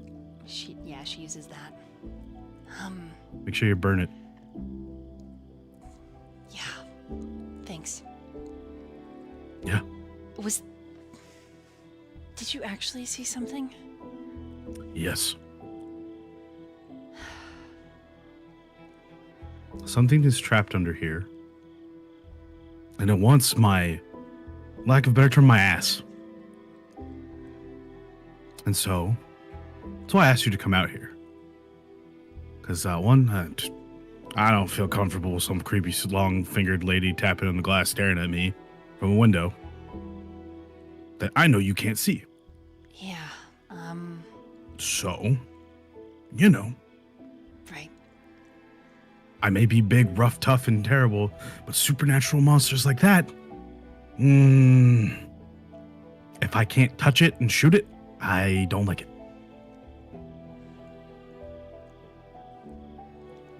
It's odd. I haven't experienced any supernatural phenomena. I mean, Just wait. There's the occasional pen that will go missing. I don't know. Maybe I'm just not. Maybe I'm just not in tune. It'll happen sooner or later. It's just one of those things. Well, So what I'm suggesting is maybe it doesn't happen as much around me. valid. So if you want to come in and wait for the detectives, you know, the Malkavians, to get back, you're... Sure. I'm be standing out here and having that thing stare fucking daggers through the back of my head. It's just less cold. Yeah, yeah. Yes. It's true. She holds the door open for you. He's just like a little bit out of his pride. He just holds the door. It's like, I got it. You've done enough. She Just slips go. under. The minute you step in, Lukas, you feel as if something else is in the room with you. Ooh, baby. The closer you are to her, however, the more distant it seems to be. Never leaving the room, but never closing in either. Cool. So She doesn't he's just seem like, to notice anything. I'm like, Julia, Yeah. don't take this a weird way.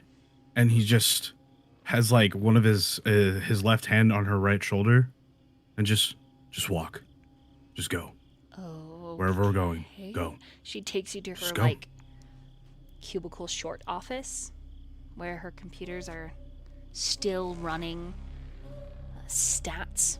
You see on a sticky note on her clipboard it says vaccine, and then a question mark, greater blood.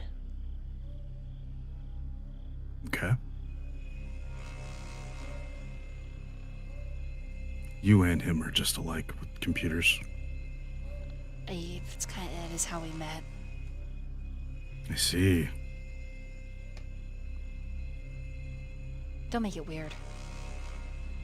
Nah, it's too late. You hang out with him, you're already weird. Or associate. Is that the better way to say it? She just shrugs. I'm trying to be funny. I'm really bad at it.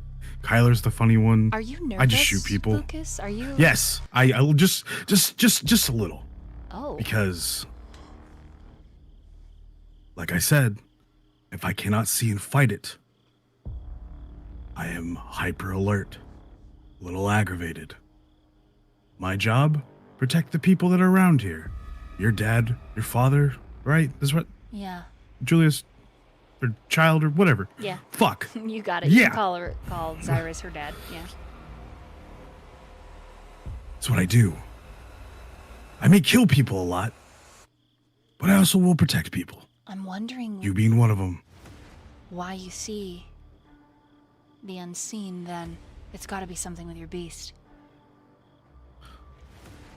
I don't want to talk to him. He's a little bitch. She shrugs. It's true for all of us. But there's a common denominator here. Yeah? Mm-hmm. I'm an idiot. You gotta explain it. Speak plainly. You know, I just shoot people. Break people's necks, spines, you name it.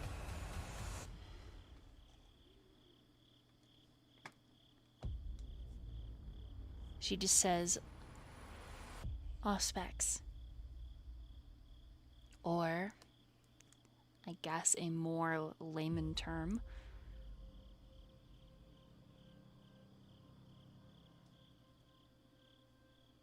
a third. I don't really have that capability. She says a third eye.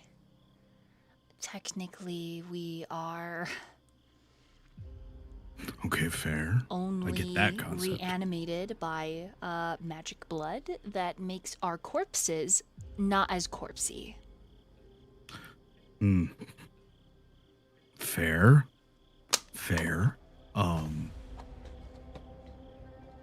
Perhaps your blood is more powerful, which means, and by more Gross. powerful I mean considerably so, that it doesn't matter that you have a skill set, right? Because we all technically came from one progenitor then made True. more and more and more. Because with... And it thins out. She nods. Fair, Exactly. okay. Exactly. Xirus and I have been doing tons of research on it. Not only on Kindred Vitae, but also a way to reverse it. Have you ever, like, dealt with other creatures from the Veil's blood? She nods. Cool. Grandfather's brought many different specimens. You know, that makes sense for him. But the work has drawn the attention of other kindred. God, I don't even know why I'm saying this to you. You just seem so friendly, easy to talk to for a killer. That's how I just kind of get around with people. They let their guard down, and then bam, they get a bullet. Good. I'm not gonna do that to you. I swear. That makes her look a little nervous. Look, I promise. It's a old habit. It's trust me. Trust me. I don't look. The best way to explain it. If you disappeared randomly, Kyler would go off the deep end. That makes sense. Yeah, I guess. I'm not really good at explaining this whole. What's the word? Don't get me wrong. I used to be married. Yes, and I loved my wife at the time. Now she's just, I'm undead. I get, whatever. Words. This is a very new side of you. One I can't say I hate. You're very forthcoming. Kind of have to be in my line of work. You want information, you break a dude's knee, and he doesn't spill the information, you make it worse, and it escalates. Right? Yes. I don't talk a lot, but when I do, I just sometimes will shut up. It's a waterfall. This I get depends. Yeah, I'm, like you said, I'm nervous. I am worried that if this thing comes at me, I can't defend people. It's part of the job, bodyguard work, Right. VIP, it's Got it. the whole thing. Got it. And I guess that's kind of unfortunate for you. Why? Because you have a specialty in physically contact with the corporeal world, and yet you're able to sense and see that which is beyond. Valid point. She shrugs. Doesn't sound pleasant. True. Kind of makes you feel for Malkavians, doesn't it? I don't feel for a lot of things, I mean, but fair. I get your point. she, their house is kind of a party all the time. You mean their brain, right? Is that what you're... She's touching her skull as she says that. She's like, yes. Yeah. But she, like, that same kind of bitchy, like, yes, dumbass. It's just like... That's her tone You of and voice. Nyx would get really along because she yells at me like this too. Because I'm just like, I can pass high school, all right. I can explain to you how this gun does this, this, and this, and this, and he just puts his gun down. He's like, all right, I gotta shut up. Cool. She chuckles a bit, and at that point, the both of you jump like as Blythe comes in. And Lukas has it like aimed. And he's like, fuck. Oh, hi. She looks a little worse for wear, but she still looks like Jericho, in the suit with the short hair, but she has retrieved her purse from the car out in the parking lot. And her face is all bruised and she's a little bit bloodied, and she's just like, hi. What the Not fuck 100% happened to sure. you? That's a good question. I'm not really sure. Matt said she explained and then she had to go somewhere with Viola, so I'm not 100% sure what's happening. There was an incident in the car with a very terrifying entity, but Yes. Yes. Cool. yeah. More spooky shit that I can't shoot. So I'm Cool. here to get patched up and maybe grab a bite to eat because I'm a tad bit hungry, Okay. and just to clean up because I look awful. Roadkill. Yeah. Sorry. I'm trying to be funny. I'm trying to work on it. It's not working. No, that's totally bad. relatable. So, yeah, I'm not sure where the doctor went. He had to go do something as soon as we got here. So, it's just me. What are you doing? You know how that one creepy thing is here? Oh, yeah, the lady in the basement? Yeah. Mm-hmm. Well, I was standing outside and she's tapping at the window looking at my ass like I'm food. And honestly, I hate it.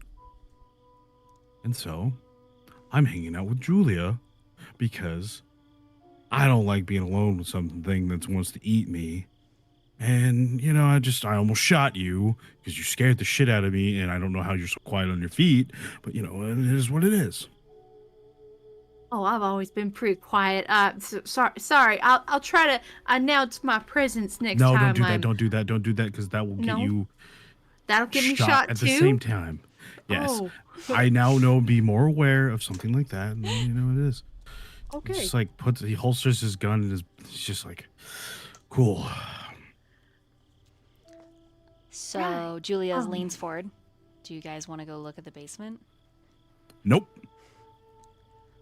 I do not. I mean, He's just last time I went down there, she did try to eat me.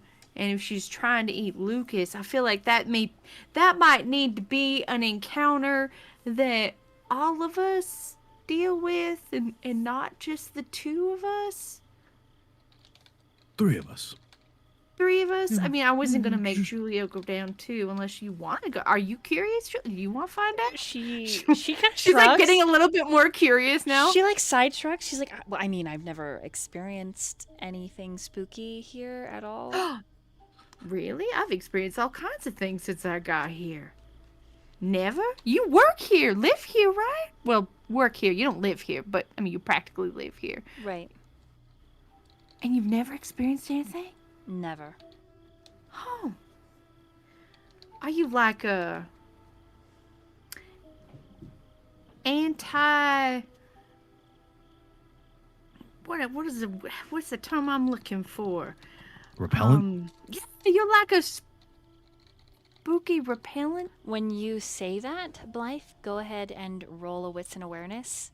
And if you have sense the unseen, you may activate it and add I sure do. a +1 to your dice pool. All right, so wits and awareness. 7, 8.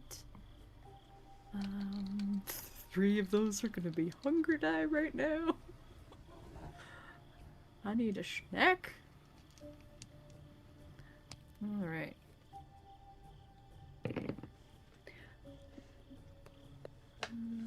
Nice. 1 critical and 2 for 6. Oh, there's absolutely something in the room with you, but it's very distant. When Julia moves, it stays the same distance away, even if it has to step back and move through the walls. Can I test it? Could you take like 5 steps back, Julia? I just want to test something real quick. Okay, she does, and it stays the same distance. Huh. For you, it just looks like a shadow moving across the desks.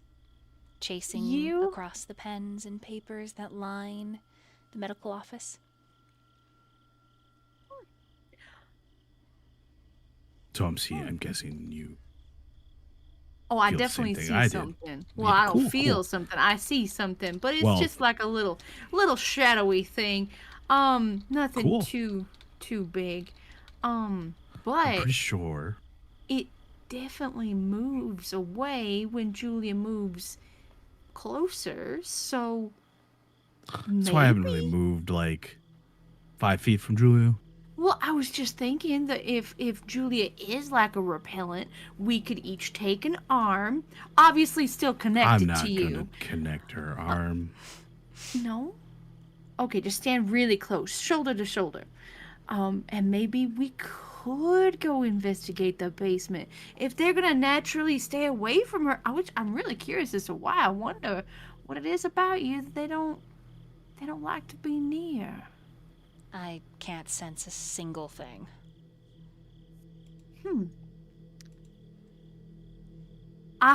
Okay. I'm too curious now. Can I get a snack and then can we maybe the three of us go just snoop Maybe. a little bit? If it gets too creepy, we'll run out of the basement immediately. I promise. It just makes her chuckle. Sure, I guess.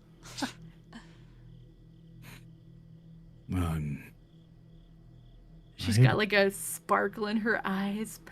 Please. If y'all are going to go down the basement, I have to fucking go with y'all. I'm Right. not I being met left alone. all three of us. Sure, that's fair, valid. You're right. My bad. Okay. Excellent. Is there I'll lead the way. I can Yeah. Small packs are in the fridge over there. Perfect. Thank you. Do you need anything out of the fridge, Lukas? Nope. I am perfectly fine. Right. I hunt differently. She, like, takes a step away from you. And you feel it move closer towards you, Lukas. I hate you. Why'd you move? It got closer and I don't like it. She just chuckles. Sorry.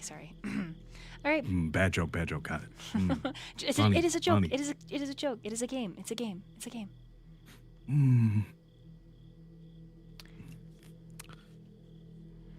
Once I finish my Capri Sun. How many points of hunger would you like to get rid of? That depends on how long you're there. I mean, if there's enough in the fridge, I would definitely like to get myself back down to 1 because I'm at 3. You will pretty much empty it.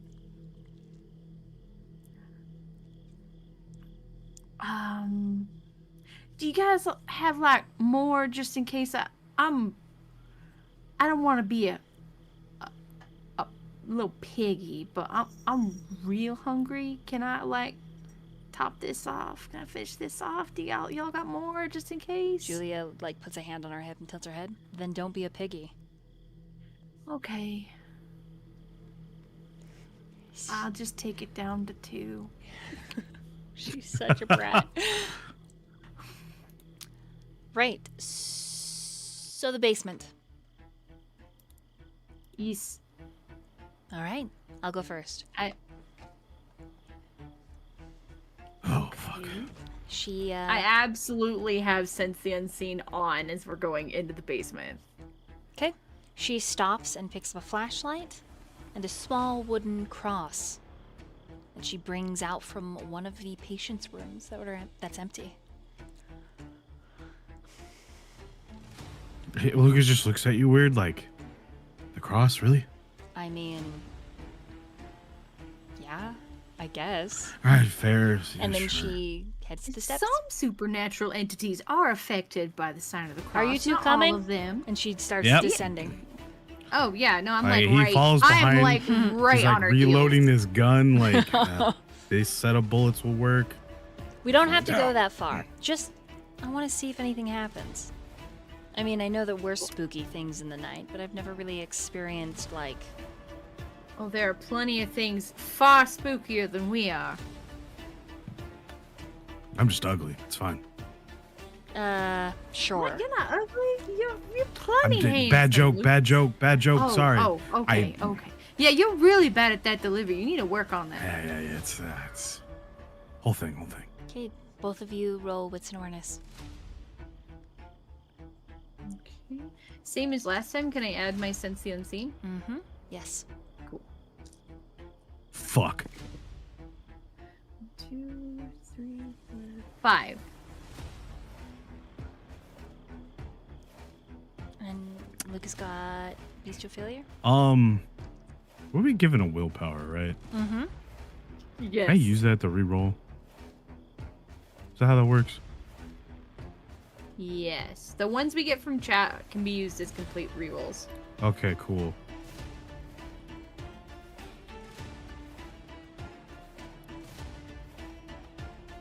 Four.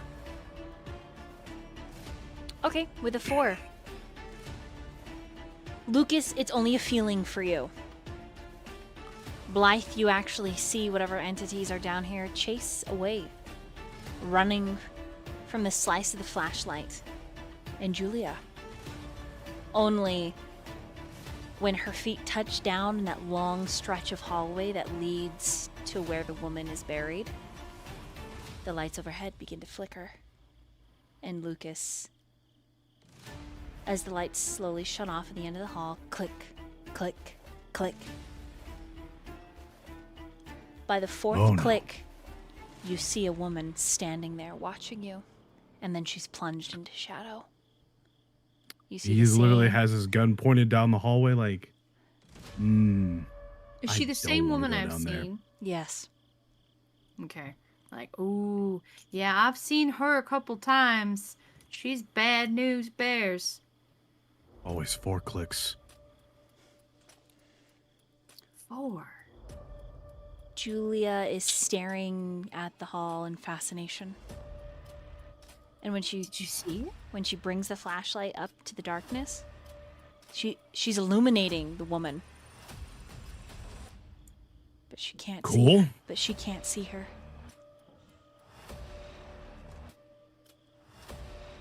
Oh, that is just wild. And Julia You starts can't walking see forward. a woman stand. Oh, we're moving. Nope. Shit.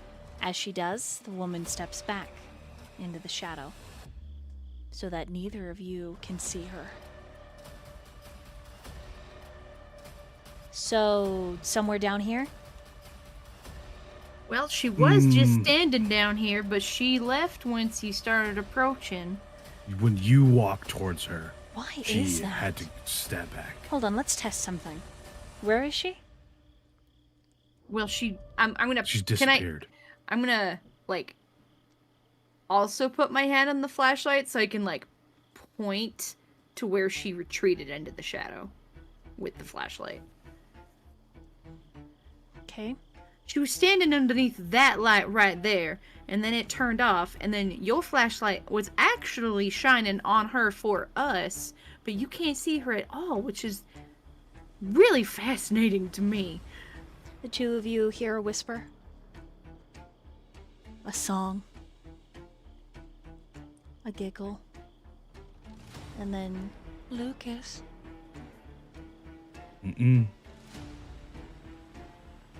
I'm so excited you decided to come.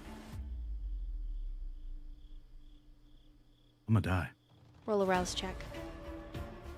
Oh, snap. As Julia steps forward with the cross held in front of her. Fuck. Did you fail? Yeah. How I'm much at hunger are 3 you at? now. Make a frenzy check. Oh, Fuck. shoot. I knew that was gonna happen. How do Julia's I do that? So go. You can either click it on the sheet. It should be right underneath your. Under willpower. Resist frenzy? That one? Yes. Mm-hmm. Do I need to change the difficulty or something? It just says that there's a 2 in it. Put it at a 3. Oh, shoot. Never looks on.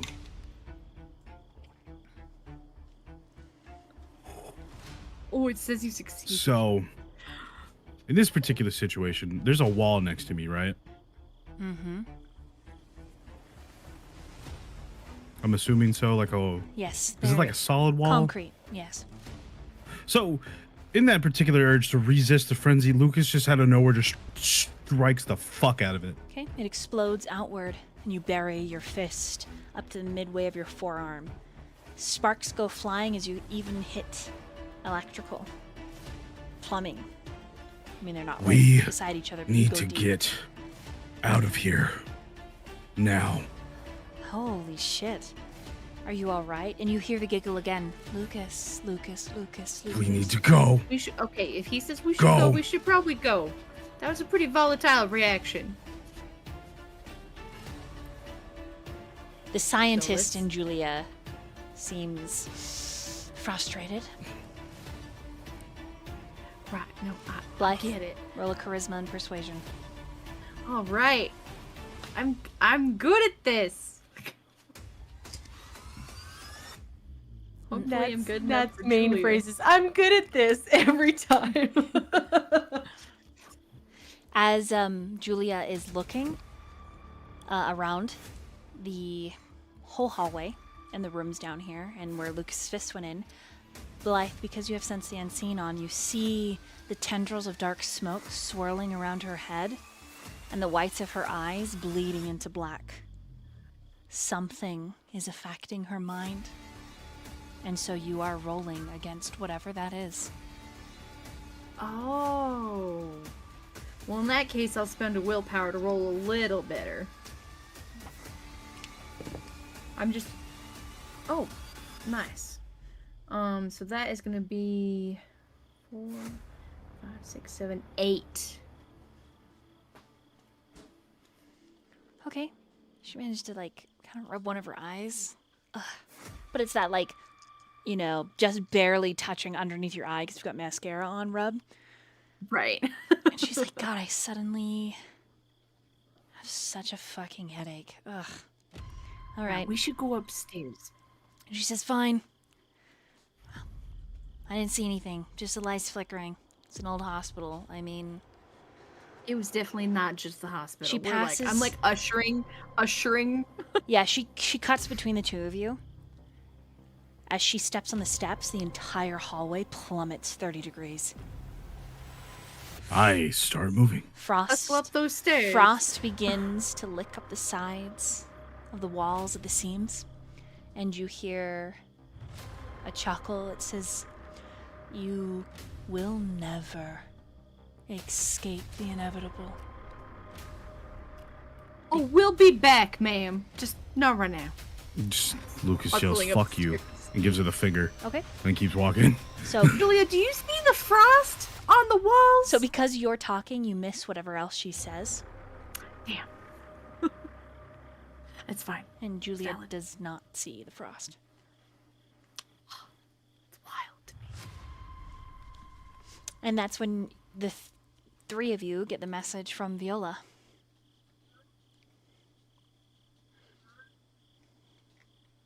Explaining about what they dealt with, right?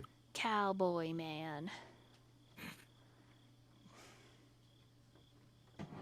Cowboy, like Clint Eastwood? What are we talking about? Hunter. Oh, that's right. That's the thing that I forget. Lucas's hands all bloody and just like he's a little shaky. I'm like, She points to the fridge. I'll get sick. Right. Oh, and then she right. Like she remembers kind of who you are, what you are. Well, maybe you should go feed before everybody gets back, so you're not an issue. Just walk with me outside. And then I'll be fine from there. Once I'm out of the way of this hospital, I'll be okay. You know, there is an old saying and belief that when you're afraid of a ghost, it usually tends to follow you home.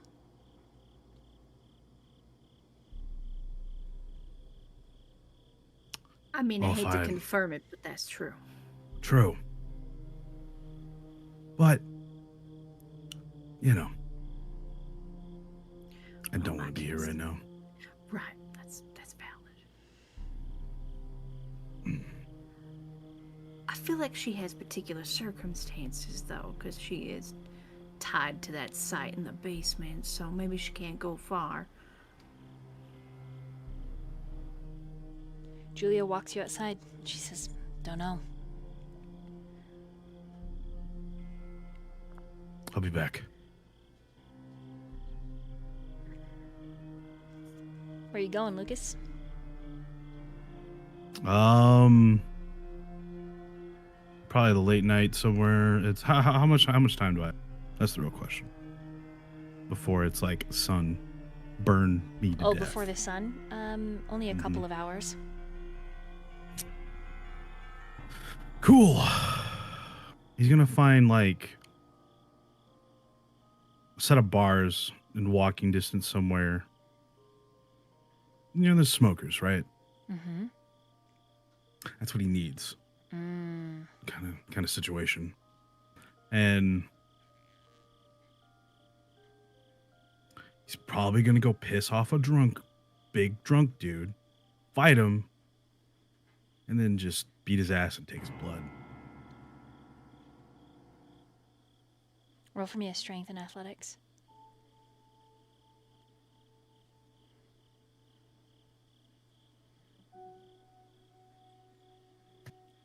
I'm a fucking scream. What part of this can I You have a reroll? willpower. You have a willpower to reroll. I'll do that. No, can you not? 4. And it says messy critical. Whatever that means. Messy critical means you succeed in what you're doing, but your beast gets involved and is a little too brutal. You gain a stain. I'm in the back alleyway beating the shit out of a guy. You gain a stain when his wallet falls out, and the picture of his second grader slides out onto the ground. And with one solid punch, her father's blood splatters over her picture. Still, you have to feed. And it doesn't change that this guy's a little belligerent. But if you hadn't pressed, you don't think he would have fought you. Valid. Feeding from him enough to drop you to 1 leaves him in a stupor.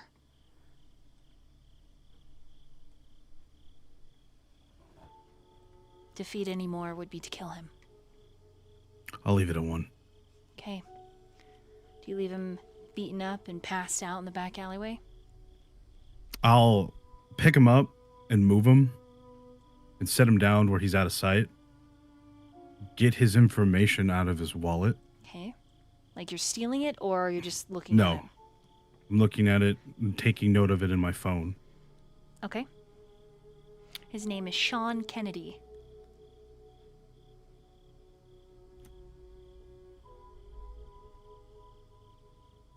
And then note this to Nyx and Kyler and just say, get him home. All right. Before they come here. You get a app chat back that Kyler recorded and then downloaded and then texted to you. A lot of effort, but Just do you, put like a little earbud in and then play it. you okay. Oh no. It says, of course you call me when you're in need, husband mine. I have a question though. Let's say I started dating a kindred and like they wanted to feed. Do we have your permission for that? Or is that a no-go? And Nyx is like, you're disgusting. He's like, what? It makes it way better. Come on. Just because I'm not dried up like you, I am not dry. Oh yeah? Prove it. She's like, ew, you're disgusting. He's like, it's not like we're siblings. Come on. Anyways, cool or nah? And that's the whole snap at. And I just replied to him, we'll discuss this after you deal with him. Okay, he sends you a bunch of kissy faces and eggplant emotes.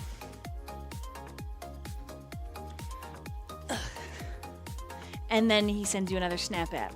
Do you answer? Do you read it? I just look at it like. Okay, as you press play, he's like, okay, well, hear me out. What if Mads O'Shea wanted me to get in on this sandwich action with her Lazarus? Hold on, hear me out. Hear me out, Lucas. Me in the middle. Kind of a sandwich? Oh. Wait, that would make... No. Mads in the middle. And Nyx is like, really? You in the middle? Oh no! How do I not send this? And Nyx steals his phone. And she's like, I'm fucking sending this. And he's like, no, come back! And she's like, the cat's getting away. And he's like, no, cat! And she sends it. She's like, you heard it here. You fucking heard it here, Lucas. He would be a bottom for Lazarus Kane. Gross. Send.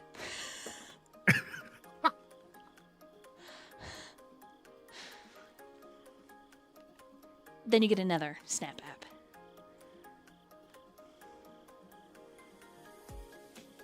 Yeah, it looks at it. He's out of breath. He's holding the cat. Cat looks more tormented than normal. Like it's just begging for the end. You can tell that they're loading up the car. And he's like, I didn't mean what I said. What I said came out of my mouth before I fully digested it like throw up. Okay? It was throw up. Now that I'm thinking about it, look. We'll talk about it.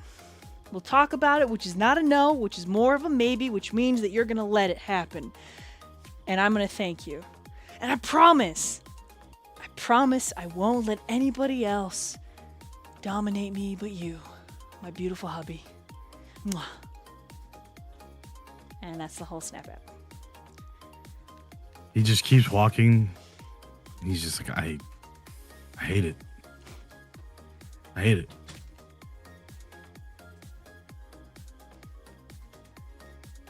I hate it. The other snap apps that you get are just updates as they're going. They like maneuver everything in the trunk so that they can go pick up the guy and the like. But we're gonna quickly meanwhile there, and we're gonna go to Miss Blythe.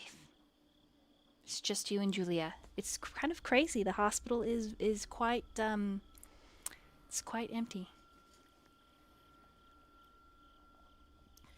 So, do you know what everyone else is doing? Do you know? You know what? You probably don't. I mean, I know that there were plans to go. Oh, good. Plans were made. Take down Elizabeth's empire. Where have you been gone? Well, you know, the last thing I remember was being in Mr. Kane's room, and Mads came in and we were talking, and she was going to try and teach me a new trick, and then I like blinked, and suddenly I was in the car with everyone, and I was in this suit, and my hair was short, and there was something freaky going on, and then that's, yeah. So I think I have been gone. I think I've been not present, but I don't know the details. Well, I can tell you what I know if you want. Sure. Julia doesn't know not to tell her. Preface. This is true. Julia does not know not to tell her. All I know, I think around the same time, there was a lot of screaming. Mads came running out with Laz on a stretcher. Really weird.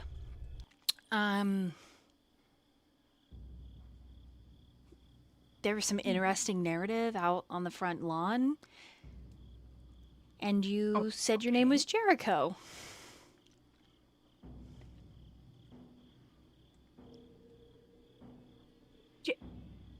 Jericho? She shrugs. I don't know. I need you to make a rouse check. They just... You're like, but I just fed! I made it! Okay. We're still at 2. Okay. Because you made it, you don't have to make a frenzy to immediately lunge for Oh, Julia's throat. Oh, good. Oh, There good. I'm is glad. an uncomfortable feeling in the back of your mind. And it settles in your stomach, and it causes your thighs to tingle with the desire to run, and you're not really sure why.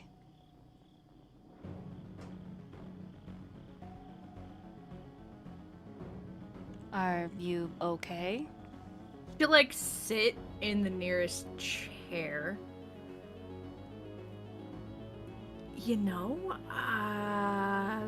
that's a strange reaction. I mean, I think it's pretty natural to feel weird when someone else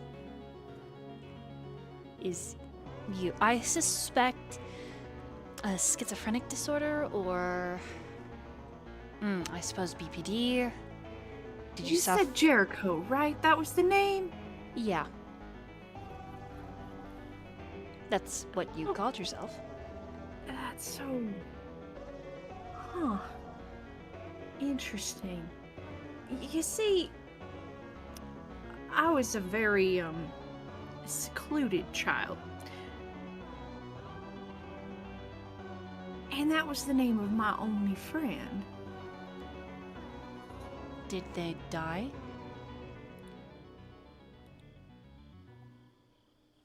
I don't quite... No, Jericho's always been with me.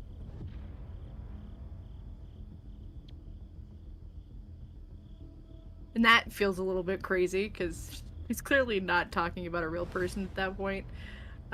She says, well, no, he didn't die. I mean, he's always... I remember Jericho... He's one of my earliest memories. And I still find myself talking to him every now and then, but... That makes her pause what she's scribbling on the notepad and look over at you. And then she just shakes her head and is like, right, Malkavian. Like she whispers it underneath her breath.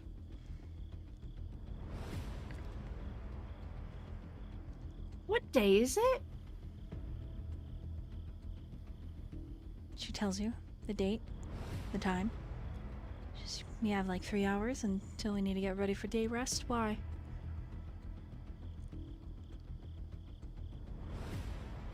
Oh, it's been a whole day then. I lost a day. Huh. Well, I don't have an explanation, but it is interesting. Well, thank you for the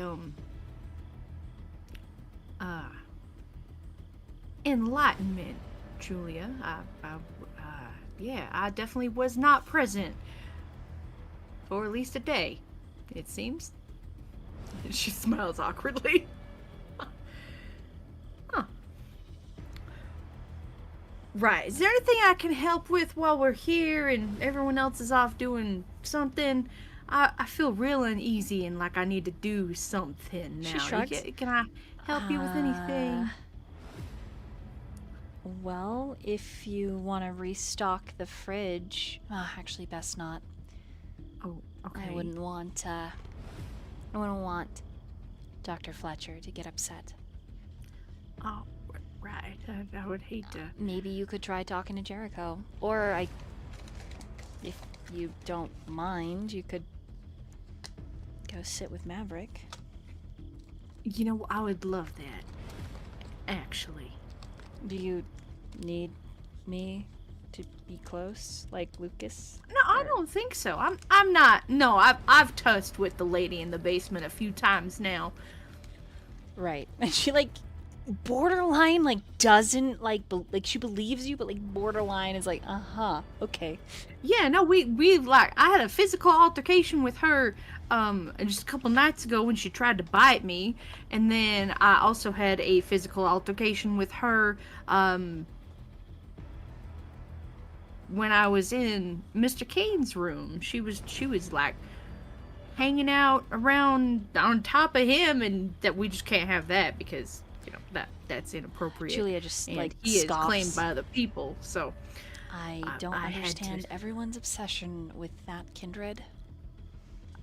I mean, I bet she shrugs. I don't know the man.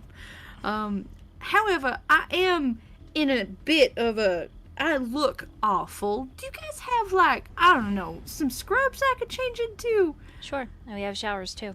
And she gives you the directions. Oh, that'd be delightful. She'll go do that really quick. There is a clean bin of clothes that we keep on hand just in case. And she hands you the key to that. Nice, thank you. Yep. Showers. She'll try and find showers are at the end of the hall, though. So. All right, I'll go pick out. Maybe an I'll just. outfit?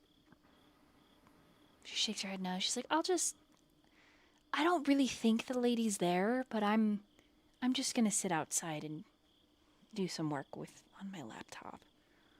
Are you sure? I don't want to be an inconvenience to you. Nope. You're new to this whole thing. It's okay. All right. Well, thank you. I appreciate it. And she'll go look at the clothes and pick something as close to her taste as possible, and then go shower, and then she'll go sit with her dad. She'll look at her short hair in the mirror and be like, "Wow, I sure hope that grows back fast. I have no idea." Not really my look. For Blythe's perception, Julia's just being really nice. For the audience chat at home, she's very inconvenienced. Like, ugh, God, I guess. It's like the little sibling that, like, wants to go get ice cream. That you have to watch or your parents will be mad. That's absolutely the vibe she's throwing. Well, you know what? I don't have siblings, so I don't really know what that vibe is. I don't care. She doesn't care. She doesn't pick up on it. It's a social cue she doesn't know. But nothing strange happens while you wash up, put on the clothes that are pretty close to something you'd wear yourself. All right, nice. She'll put the jacket. She doesn't know whose jacket it is. She's like, this looks kind of expensive. I'll just put that on a chair, and she'll throw the suit away because it's trashed. Okay. And yeah, she'll go sit with Maverick. It is the soft hum of machines and the beep of its monitoring. It's not a heartbeat because there isn't one. It's just a beep to let you know that the machine is reading. What it's reading, you're not sure, but he does have nodes that are stuck to his temples, sides of his throat, underneath his chin, all down his chest. He's just resting there. Unmoving. Kind of reminds you of Lazarus Kane minus all the supernatural stuff.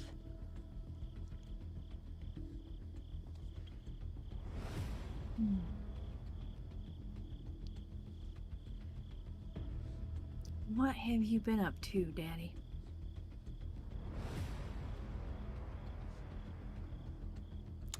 As I you really want to find out. As you pull, do you pull up a chair to sit, or are you gonna stand and like look at him? I'm gonna pull up a chair. Okay. Right up next to, but the chair is gonna be like facing the bed, and she's actually gonna like, you know when you sit on the back of a chair and put your feet on the actual chair? Mm-hmm. And then she's got like her elbows resting on her knees, and her chin is in her hands. So she's looking directly at him at a standing height, but is sitting on the back of the chair. Okay. Roll wits and awareness.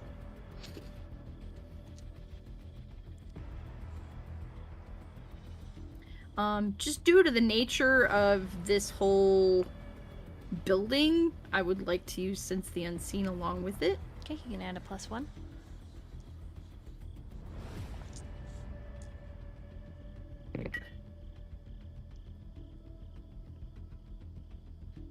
Five?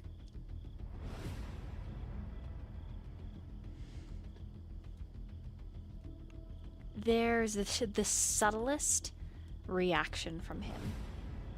A micro expression. And his head tilts maybe a few centimeters in your direction. As if he senses you. Oh, hey, I wonder if you hear me? Anyway, I'll just, hi. Daddy? It's me, Blythe. I wish I could say, I wish you were well, but this is obviously not a well type situation. I hope that you've been well up to this, though. I missed you. It was really wild hearing from you the other night. I hadn't even remembered what you sounded like.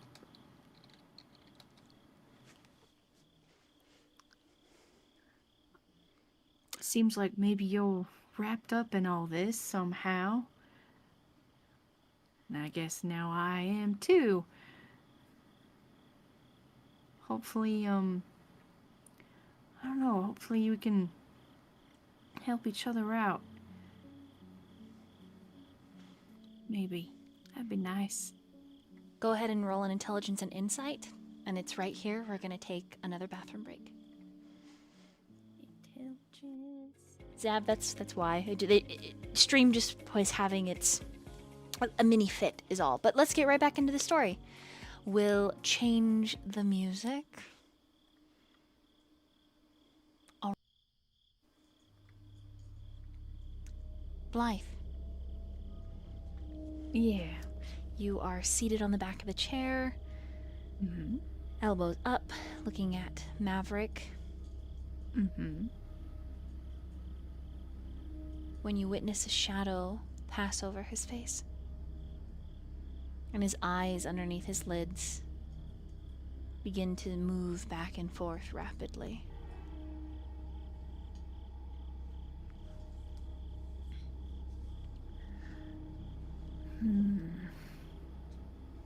Well, just with the experiences we've been having, I would like to use Sense the Unseen. Okay, you already have it up. That's why you were able to see the Okay. the shadow. Got it. That's it. Break though. made me forget. My apologies. You're okay. It's just a caress of something supernatural.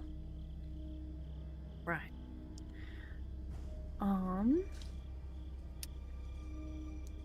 I am...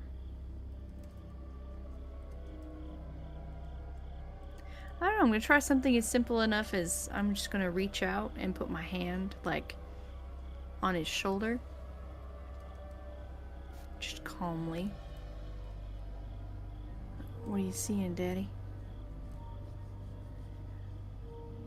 And I'm looking at my disciplines to see if there's anything here that can help me, but... You tell me. I'm looking. No, that one's for inanimate objects. I mean, this one kind of tells me what someone's feeling. Try and use that. Sure. I'm gonna go ahead and, I don't know, kind of attempt to use... Are you playing with my page? No. Are you sure? I'm pretty sure you It's are. haunted! It's haunted! Look, it's ghosts! Whoa! I'm trying to read! I'm gonna try and use, I don't know. I'm trying to use Scry the Soul here. Okay. And see if that'll get me anything. Are you sure? Well, maybe. Am I sure? No, I'm not. I'm not sure You at all. You can ask the other Malkavian for help.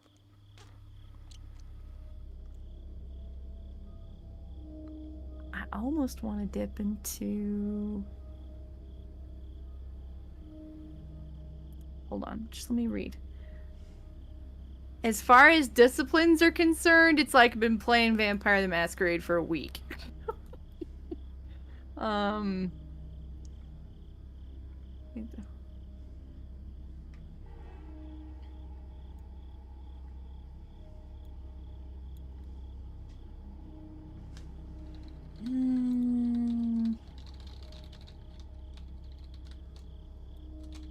I don't really feel like that's gonna help me here. I want to try and use premonition. Okay. Yeah. Go ahead and roll a resolve and auspex. Resolve. Would you like to rouse the blood for this premonition? Would I like to rouse the blood? Sure, we'll risk it. Okay. Go ahead and make a rouse check.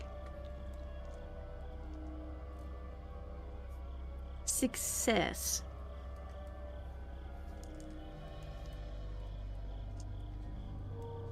I have like one dice that keeps jumping out of my tray. Good. That's 6. Oh, damn. 6. Yeah. My resolve plus auspex is pretty decent. All right, as you reach out to touch his cheek just beneath the eye, you feel this pressure bloom and grow behind your eyes, and then soon the shadow completely overtakes your vision, and instead you witness something else. A flame. A neighborhood ablaze. The sounds of fire sirens slicing through the night. You can smell the sweat and fear from the survivors, the ash in the air. There is a freezing wind that is just pushing the flames further and deeper through the neighborhood. You can see down the street from you, less than a block, nay, half a block from you, there is a firefighter linked up to a hydrant, desperately spraying the flames when someone comes running out of a collapsing home. It's a man, and he's screaming. Anguish and tears. You can't help but be drawn forward, and as you are drawn forward, you see that this man, his hair is singed, his face is burned, his chest, his arms, but in his clutched grip, which at first you think he's hugging himself, you realize no. Underneath a denim jacket is something, and a part of you wonders what the bundle is. You hear another scream of anguish. It says, "Oh my God, she's still in the house," from directly behind you. Do you turn to look, or do you continue watching this burned man? I watch the man. Okay. As he falls to the cold grass, the kind of grass that's freshly clipped and a shame, because these beautiful homes, this land, will never be the same. From his denim jacket that is soaking wet, he unfolds the covers, and inside a swaddling pink blanket, you recognize yourself.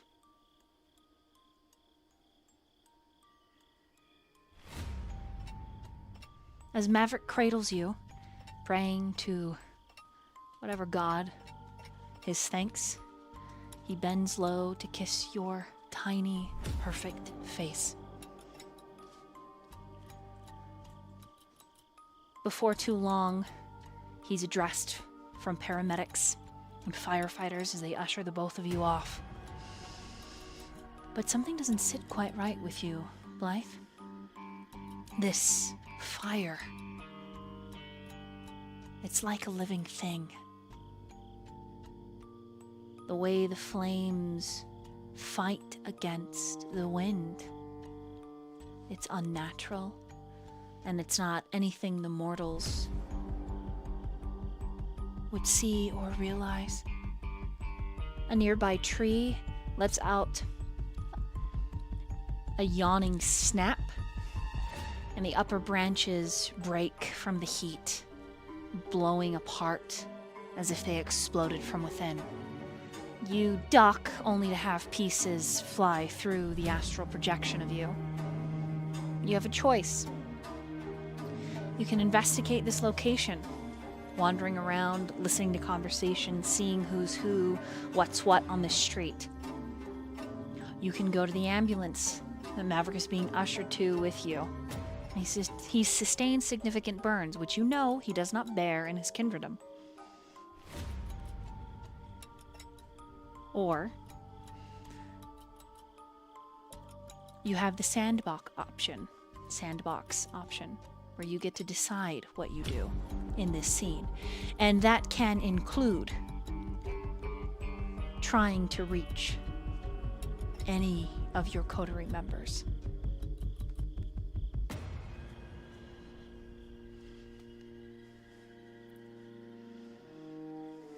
What would you like to do for this scene? Oh no, I almost have too many options. Paralyzed from options. Sorry.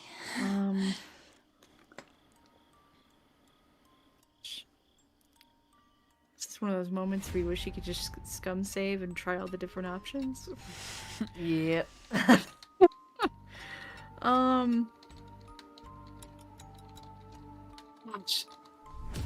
kind of want to stick to Maverick.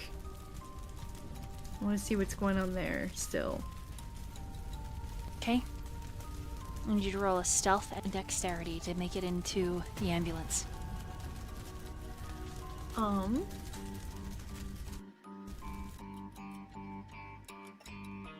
Is it possible to use another discipline during this? You can certainly try. Well, I have Unseen Passage, which I just realized I spelled wrong, so it says passive.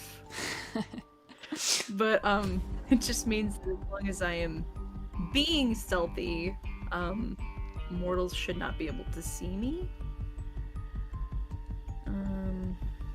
Well, actually, even kindred shouldn't be able to see me unless You're not sure they can see unseen. you either way. This is very... That's fine. I will just stealth and... What did you say? Stealth and dexterity? Yes. It's a good one for me anyway, so no worries. No, wait, that's wrong. There we go. 4. Okay. With a 4, you get into the ambulance, no problem. It's a lot of your typical saline cleanse. No gauze is wrapped around the burns. They're so significant, but you do hear the driver talking to their passenger, saying that he should not be conscious with the severity of his burns. And you can see the ones on his shoulder and the back of his head. The back of his head you thought maybe was a cap?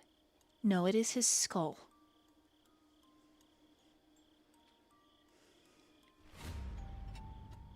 You ride... So you're in the ambulance before it takes off for several minutes. So I'm going to have you roll a wits and awareness because there's a chance you'll see this.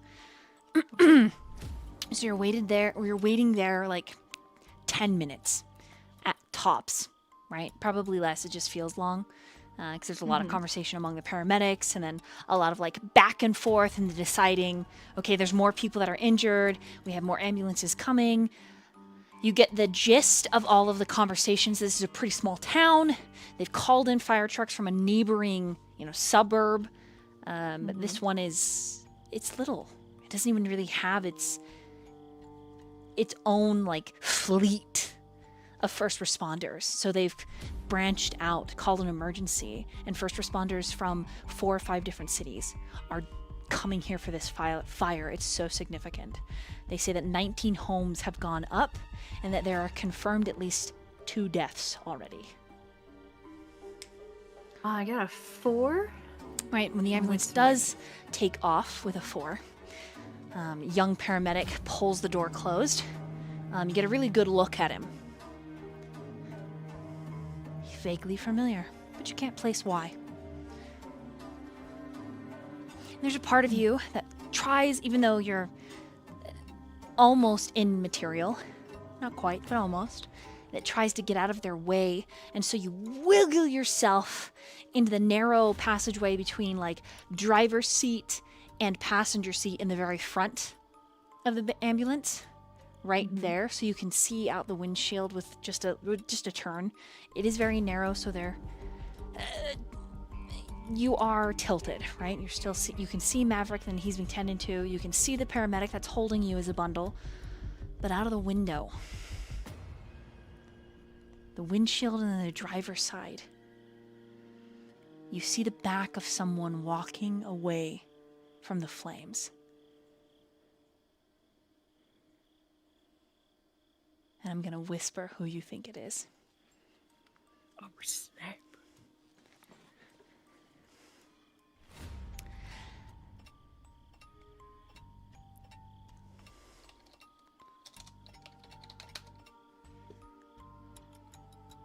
He has a dapper jaunt. Though it is crisp. Not quite fleeing, but hasty. In a hurry.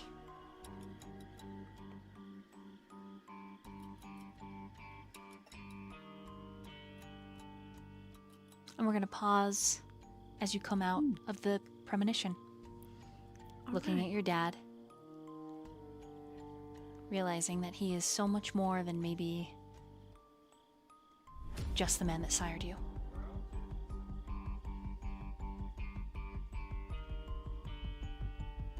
Yeah. Mads,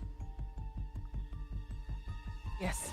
what did you get on that roll I asked you for 2 hours ago? Let me Was it a scroll back. 5? 7 successes, 7? baby. Okay. 7 successes. Okay, as I knew I wrote it down. As Viola is saying farewell, you are stepping down below. You get the first step down, and you sense the death. You can smell the leather, and the further you go, there's a little crinkle, crinkle, ring, ring, ring, ring, ring in the back of your mind, and you feel a familiar presence. It's so familiar, you remember party lights, outside in the veranda, a ball gown, wine made of the finest blood, and someone asking you to dance. You actually feel yourself sway and stumble down several steps, catching yourself, not harming yourself in any way, but you feel a pull, a draw. Something is here, as if it's been waiting for you all along. As the steps flatten out, and you take an unnecessary inhale, mostly to ground yourself and to silence the bells and the rattling paper in your mind, you see beyond the fence, beyond the whole check-in area, a fading red mist.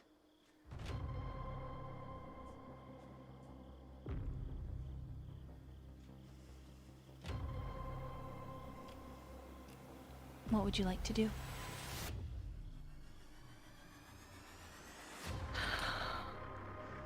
Did I have you roll intelligence, or was it wits and awareness? I don't know. I think it I was, cannot remember. That's okay. It was I believe it was an intelligence roll. Anybody in chat remember? Done a few. Was it? I think it could be any.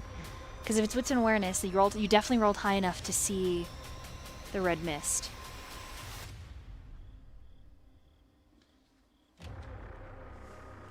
Do you want me to roll again? Just With a 7. No. Well, I'll just go with it. I'll say intelligence and wits. It works, right? Intelligence sure. and They're awareness. both the same. Regardless, it would be the Yeah. same. Yeah. Same dice pool. Okay. Yep. You have heard of this red mist from Vice.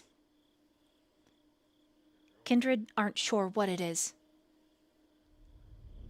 Only that it is used to push and lure Kindred. It will harm you if you step into it, biting and piercing. Like 1,000 tiny red ants, it will begin to decay you rapidly. Those of you that play the Blood Hunt game will be familiar with this. First Light and the Gru are particularly fond of the red mist. When they use it, it's usually, like I said, to corral Kindred. Because Kindred will not stay in the red mist long. Not enough to die, just enough to damage and injure them. Where there will be a fully kitted out armed attack squad waiting. You think the Second Inquisition was here, and they cleaned house.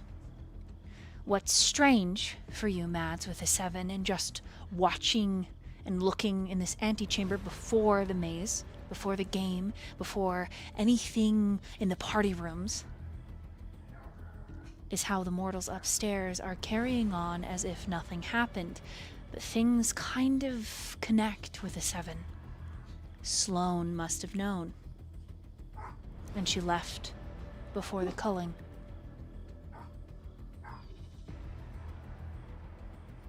The question is, who told them? Because now this Elysium is no more.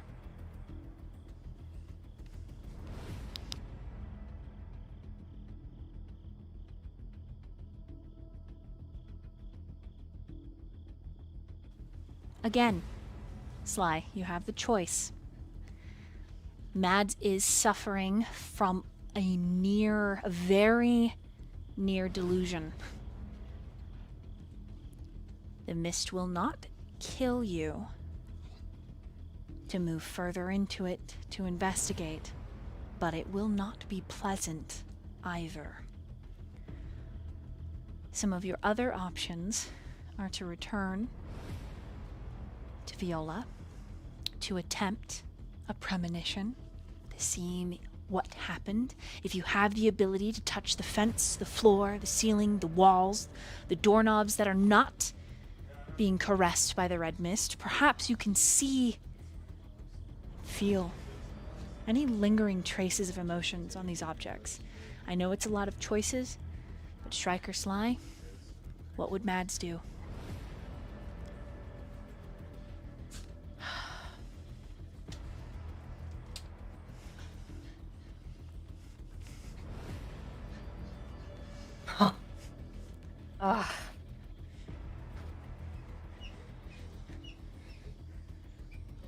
She'd go into the mist. Yeah, she would. She'd know the risks, and as she moves forward, she'd probably touch things along the way, but she'd walk forward. Okay. It's a work of a moment. Dodger, stop it. No.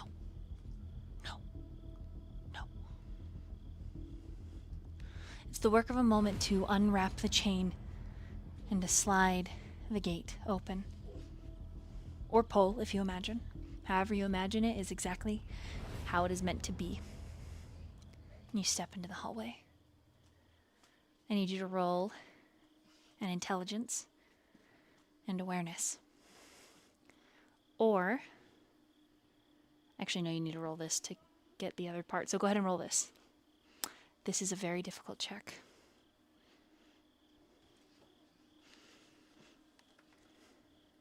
Intelligence and awareness, you said? Mm-hmm. Okay, am I adding the sense the unseen one die as well, or is this outside of that? This is outside of Sense the Unseen. Okay.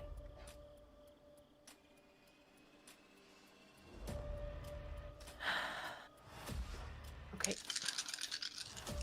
Oh, I lost one. There she goes.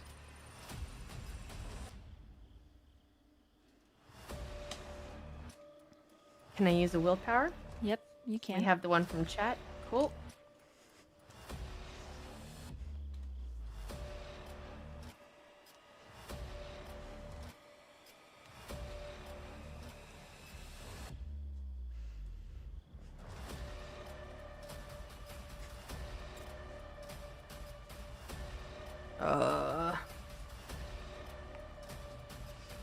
Seven successes.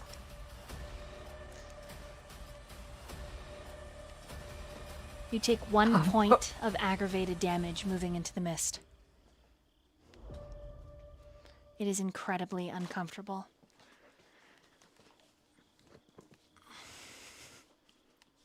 However,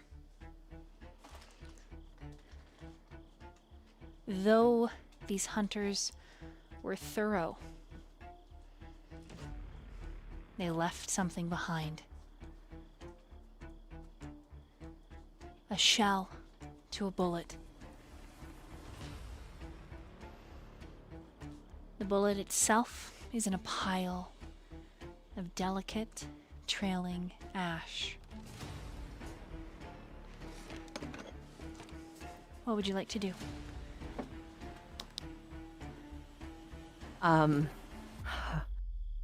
She's going to pick up the bullet.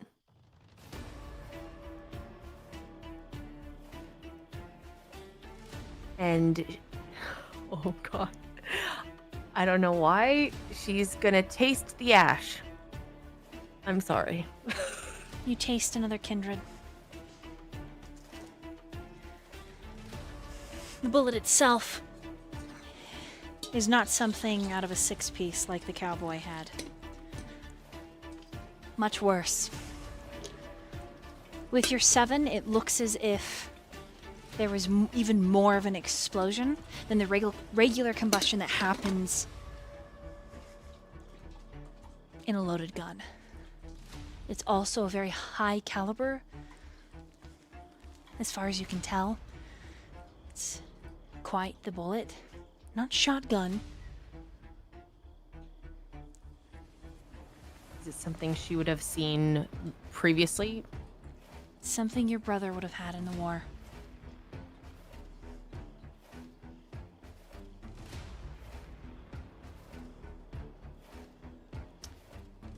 Very likely an assault rifle. Can she see who loaded the bullet? You try to have a premonition. So she's got the spirit's touch. Okay. So any emotional residue, or perhaps you can gain insight into not only the person, but what was done and done under what circumstance. It's a rouse check. Oh, that's me. Thank you, Silent, for the gifted sub. Thank you, Postman, for the gifted sub as well to Kopic. Thank you. Yay! Thank you. They both give me willpower. Thank Jesus.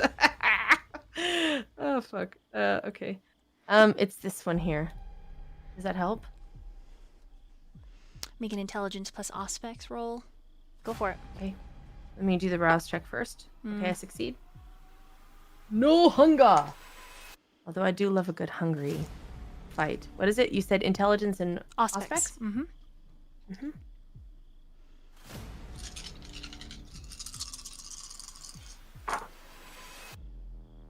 Beautiful. I will use that new willpower, if that's possible.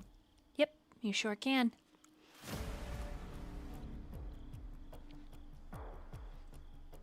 That is a fucking impressive roll. That is 7 successes again. All right. So you tap into the blood As you do, you take another point of aggravated damage. The red mist seems aggravated at the rousal of your vitae. And in fact, the mist starts to creep into this room closer. There is a hush with it, and you suddenly hear screams all around you. Explosions of light. Whoever put this bullet in, there was delight and utter hatred, and a vision of a little girl who never wanted to be a monster. A little girl that he put down and he buried under the tree outside their family farm before he was discovered, before he was enlightened, before he tasted true faith in a redeemer and in the monsters that he didn't intend to be made.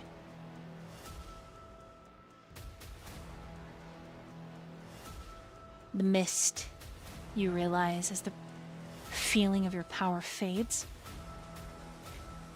is screaming. I need you to make a frenzy check. Difficulty 4. How do I do that? So so when you're rolling regular dice, it is I believe a third of your willpower. Or a third of your humanity, plus whatever willpower you have left. I had the ones that I used from chat. Do those count as the ones on the sheet? No. Or no? Okay.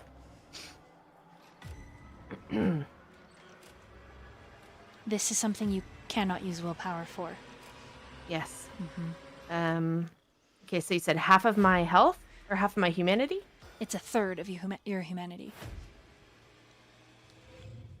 So if you have 9, it's then 3. So with 8, it would be 2. 2.6. Is it rounded up or down? Down. Okay. And you said half of the willpower or a third of the willpower? It is all the willpower that you have not spent.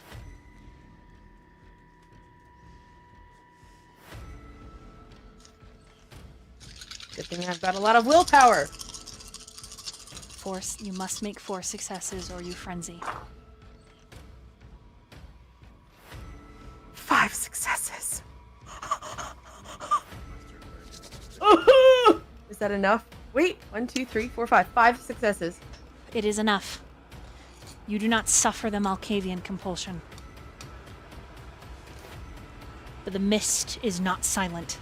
It is screaming, and you can hear first light killing the kindred within.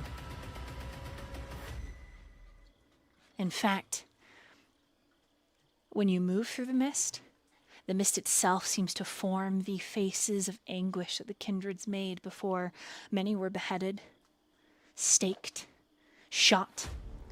There's at least 4 kindred that once they were staked, they were put into bags and taken, probably for questioning. There is one leader that stands out as you're looking through the mist. There's one man who's got a Netgar, full Kevlar, helmet, grenades, and next to him is a man with a tank and a long nozzle that belongs to a flamethrower. But you can't hear the conversation.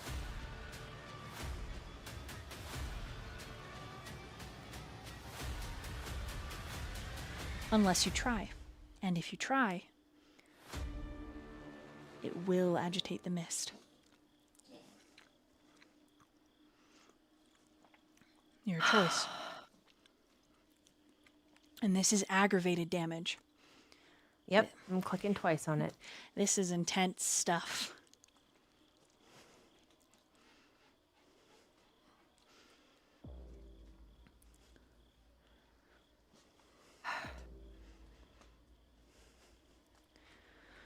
She's gonna listen.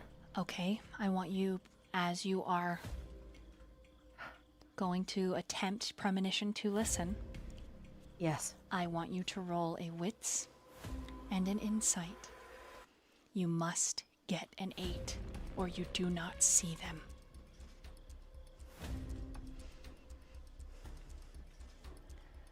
Is there any of the sense unseen thing in this with that extra die, or no? They're in the room with you. Okay.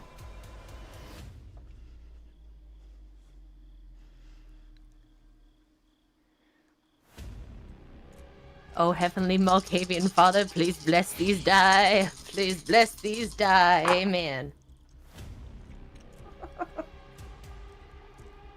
Can I use a willpower? Mm-hmm. Okay, great stuff. I mean, we got a crit in that one, so that's good news. And an extra, so that's 4, 5, 6, 7, 8. Is that enough? Okay. As you move to where the mist is showing you these two people talking, you hear a knife behind you. And you know that you're not alone. And there is a second Inquisition right behind you. Do you run? Do you fight?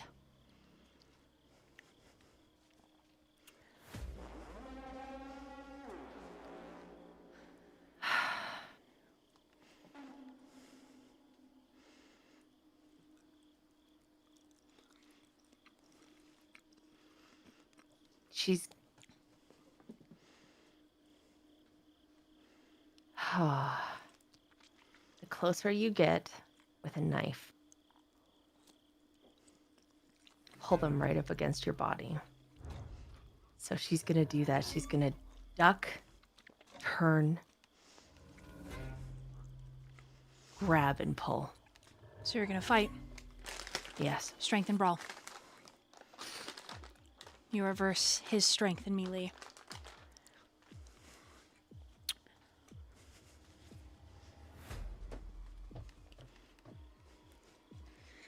Oh, Matt's O'Shea. Ha. It's not super great, man. She not a fighter, man. She ain't a fighter. Ooh, wait. On the back, it says +1 to physical from Lukas, but I also fed from Lazarus. Is there anything there for that? Because I have Lucas's blood and Lazarus's blood in my system right now.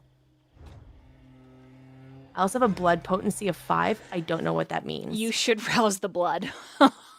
Okay, I'm gonna rouse the blood. And use that for this check. Okay, what is rouse? What do I need to do? So make a I've got rouse check. Make a rouse check. Yep. Succeed?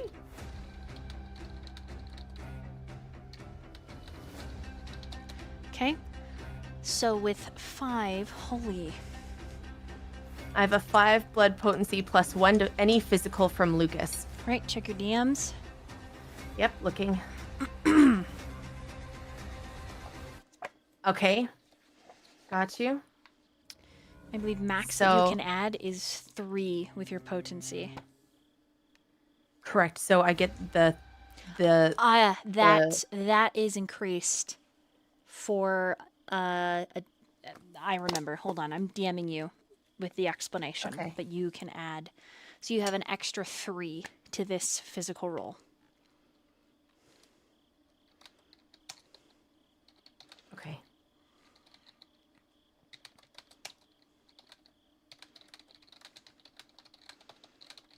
Okay. That's why it's up. Because of your feeding type. Right. And then there was the one from what's his face, right? Correct. And then the +1 from Lukas. So right. it's... This. So it'd be plus. Said brawl and what? Your strength. Okay. Hold on.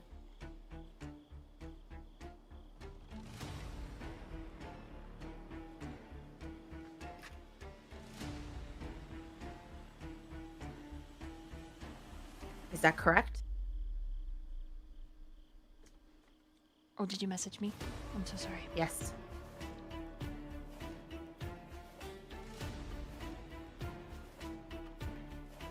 Yes, that's correct.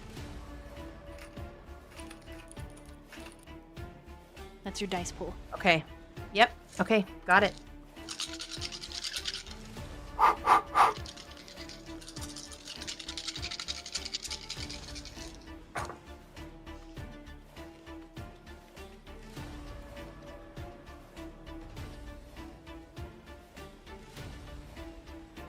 Six successes. Oh, wait. 1, 2, 3, 4, 5, 6, 7 successes. 7 barely makes it. He's not expecting you to fight back. You don't look like a fighter. And the fact that you're such a dainty woman, too, throws him off. Ever so slightly, there's a misstep. But you tug him in, he aims right for your neck, and he would have beheaded you had you not rolled so well. But you pull him in close. He's going to continue to fight. What would you like to do? Mind you, he has a Kevlar neck gear. He's fully suited, helmet with a face mask down. And there's something else off about him. You can smell not only like the gunfire and the oil that he uses and his aftershave, but there's this old cloth smell. Something ancient. Something powerful that he's wearing underneath his helmet. Almost like a cowl.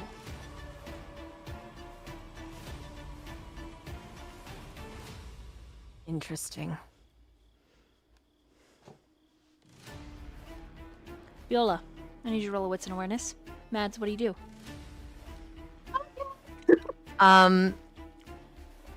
Rapid reflexes. Cool. Can I jump on his back? I am definitely And gonna choke him? reroll that. So I'm gonna use one of my willpowers. Take that away. Because I want to see if I can get higher. I want to jump on his back like a spider monkey. Oh my god, I still got only 3 successes, motherfucker. That's okay. You have an idea of where Mads is, but you'll see. Can I use another willpower? Yeah, you can use another one if you'd like. Oh god, I only have one. Okay. Oh, okay. I've completely blocked out one. Okay, this is it. I'm gonna stop myself at this.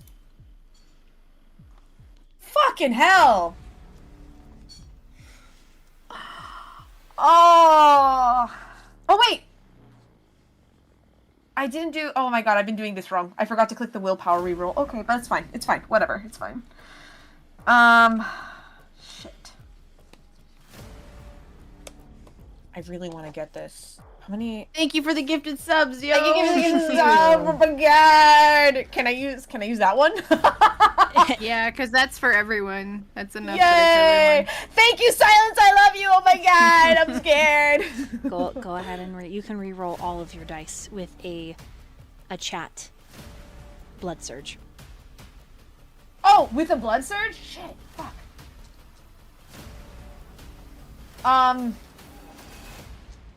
I still only got I only got a 2 with that reroll. Again, jeez, Viola. Yeah, 3, 3, 2, 2. I don't roll well with the dice. But you know what? It makes it interesting. Character. Game. You are still with a 2. You're still caught up with the bartender. You haven't even noticed Mads slip away yet. All right, guys. Okay, 1, 2, 3. How many willpowers do I have? Okay. I've used one from chat. Hold on, I gotta double check. I think I have... You've used 3 so far. Used 3? Yeah, 1, 2. I'm checking off the boxes. Okay. And then I had one from chat, so... Alright, I believe in myself. Okay, we're gonna do 4. I'm so sorry. Okay, we're gonna do a willpower reroll. Let's see what happens with that. Oh, hold on. Are you... Sorry. Hey, Postman, thank you. Giving another one to me? Aw, thanks. Yeah, you did. I got it. Oh my god. There's no way. There's no way. Alright. This is the last one. If you use all your willpower, you You will immediately frenzy. Yeah, I know. So don't do it. Just don't No, worry about it. I have more because I haven't been using them. This is like the second time I've actually used a bunch of my willpowers. So luckily according to resources, according to our little tally here.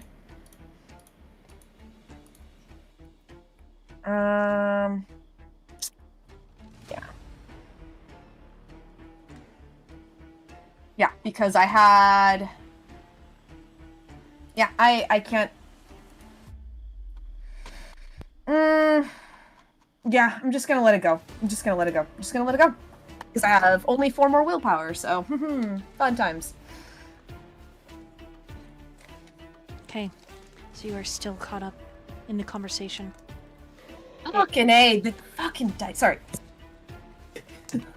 The conversation will play out to its fruition, but you will come in at a dramatically appropriate time. All right, Mads. Yes, You're mistress. going to make 2 rolls for me. Because you're Yes. using rapid reflexes, you get essentially 2 minor actions. That being said, I do need you, if you're going to jump on him, to dodge his attacks. Yes. And his fists are the kind of Fist of fists fury. that make angels cry. Beautiful. All right. So I need you to roll a dexterity. Okay. And I'm going to leave it for you as a brawl because of reasons and your sheet. Yep. And I'm going to roll again for him a strength and melee. Am I still using those other ones for the other thing? The Correct. potency things? Okay. The amount that I mentioned in our DMs? Yes, it will put you on equal footing with him at the very least. Okay. God bless us this day with our dice. Oh, baby Jesus in your little tiny diapers.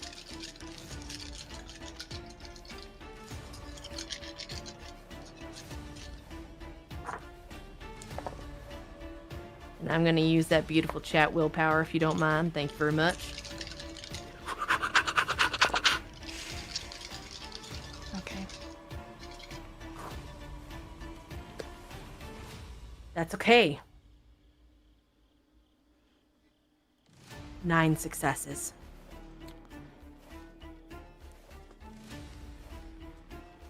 All right, now to jump on him. You will be rolling another dexterity and another brawl. Okay. And then I will describe what happens. I need you to blow on my dice, please. Everyone, blow on my dice. Blow. Wow, that's not blowing. That sounds like horking. Can you not do that?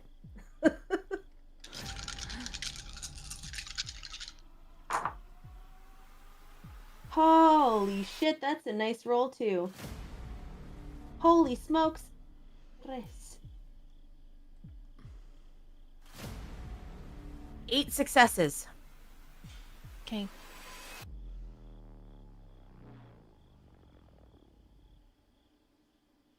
The big dice pool, baby. Is that enough? He gets to add desperation. Fuck. You do not dodge the strike. 11 successes. But he isn't aiming to kill you anymore. You moving so fast has ignited an old fear. You move, though still within the laws of physics, just unnaturally quick. And this boy gives something vital away. He's green. This may be only his first hunt.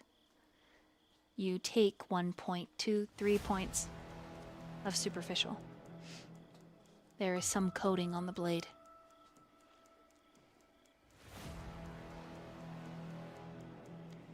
But you manage to get on his back, your arm up and around that neck guard, which you can feel is a pretty thick material. but it's not so thick that you can't crush it with your superior strength.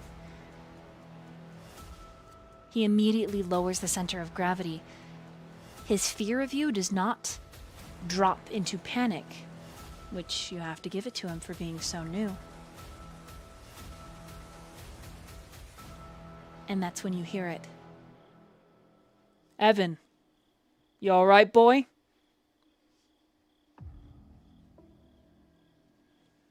You have one turn to put him down before his backup arrives.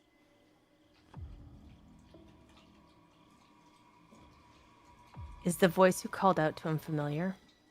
Not at all. Okay. He's several rooms away. Your scuffle has been quick and silent. Neither one of you yelling or shouting. So you're on him now. What do you do? Cloud memory. I want to whisper in his ear. Let's take a look at this. I'm just wondering if you need a look in his eyes. Let me see.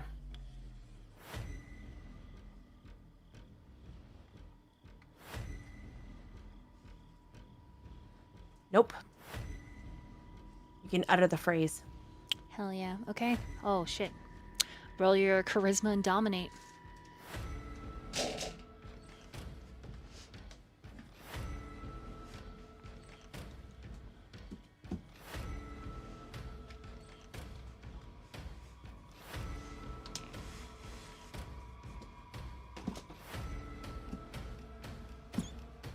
It's 4 successes.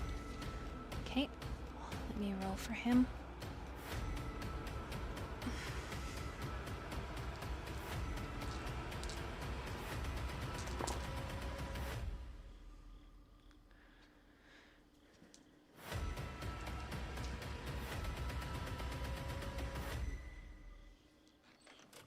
What do you whisper in his ear?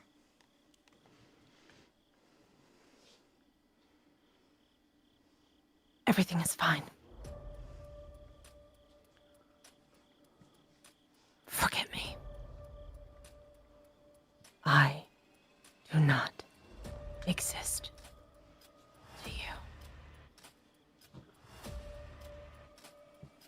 Forget me, Evan.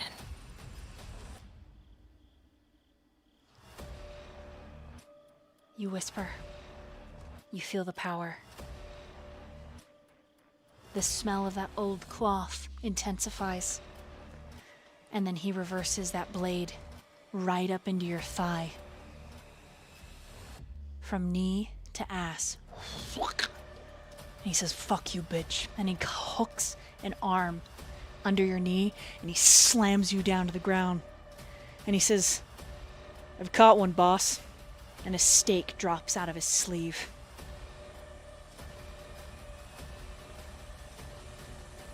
We're gonna end there for tonight. Oh, what?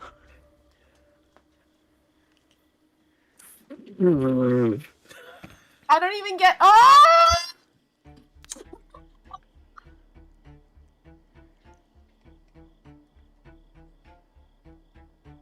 Dude, that was so tense. I don't even fucking What a get. good Oh cliffhanger. Oh my god.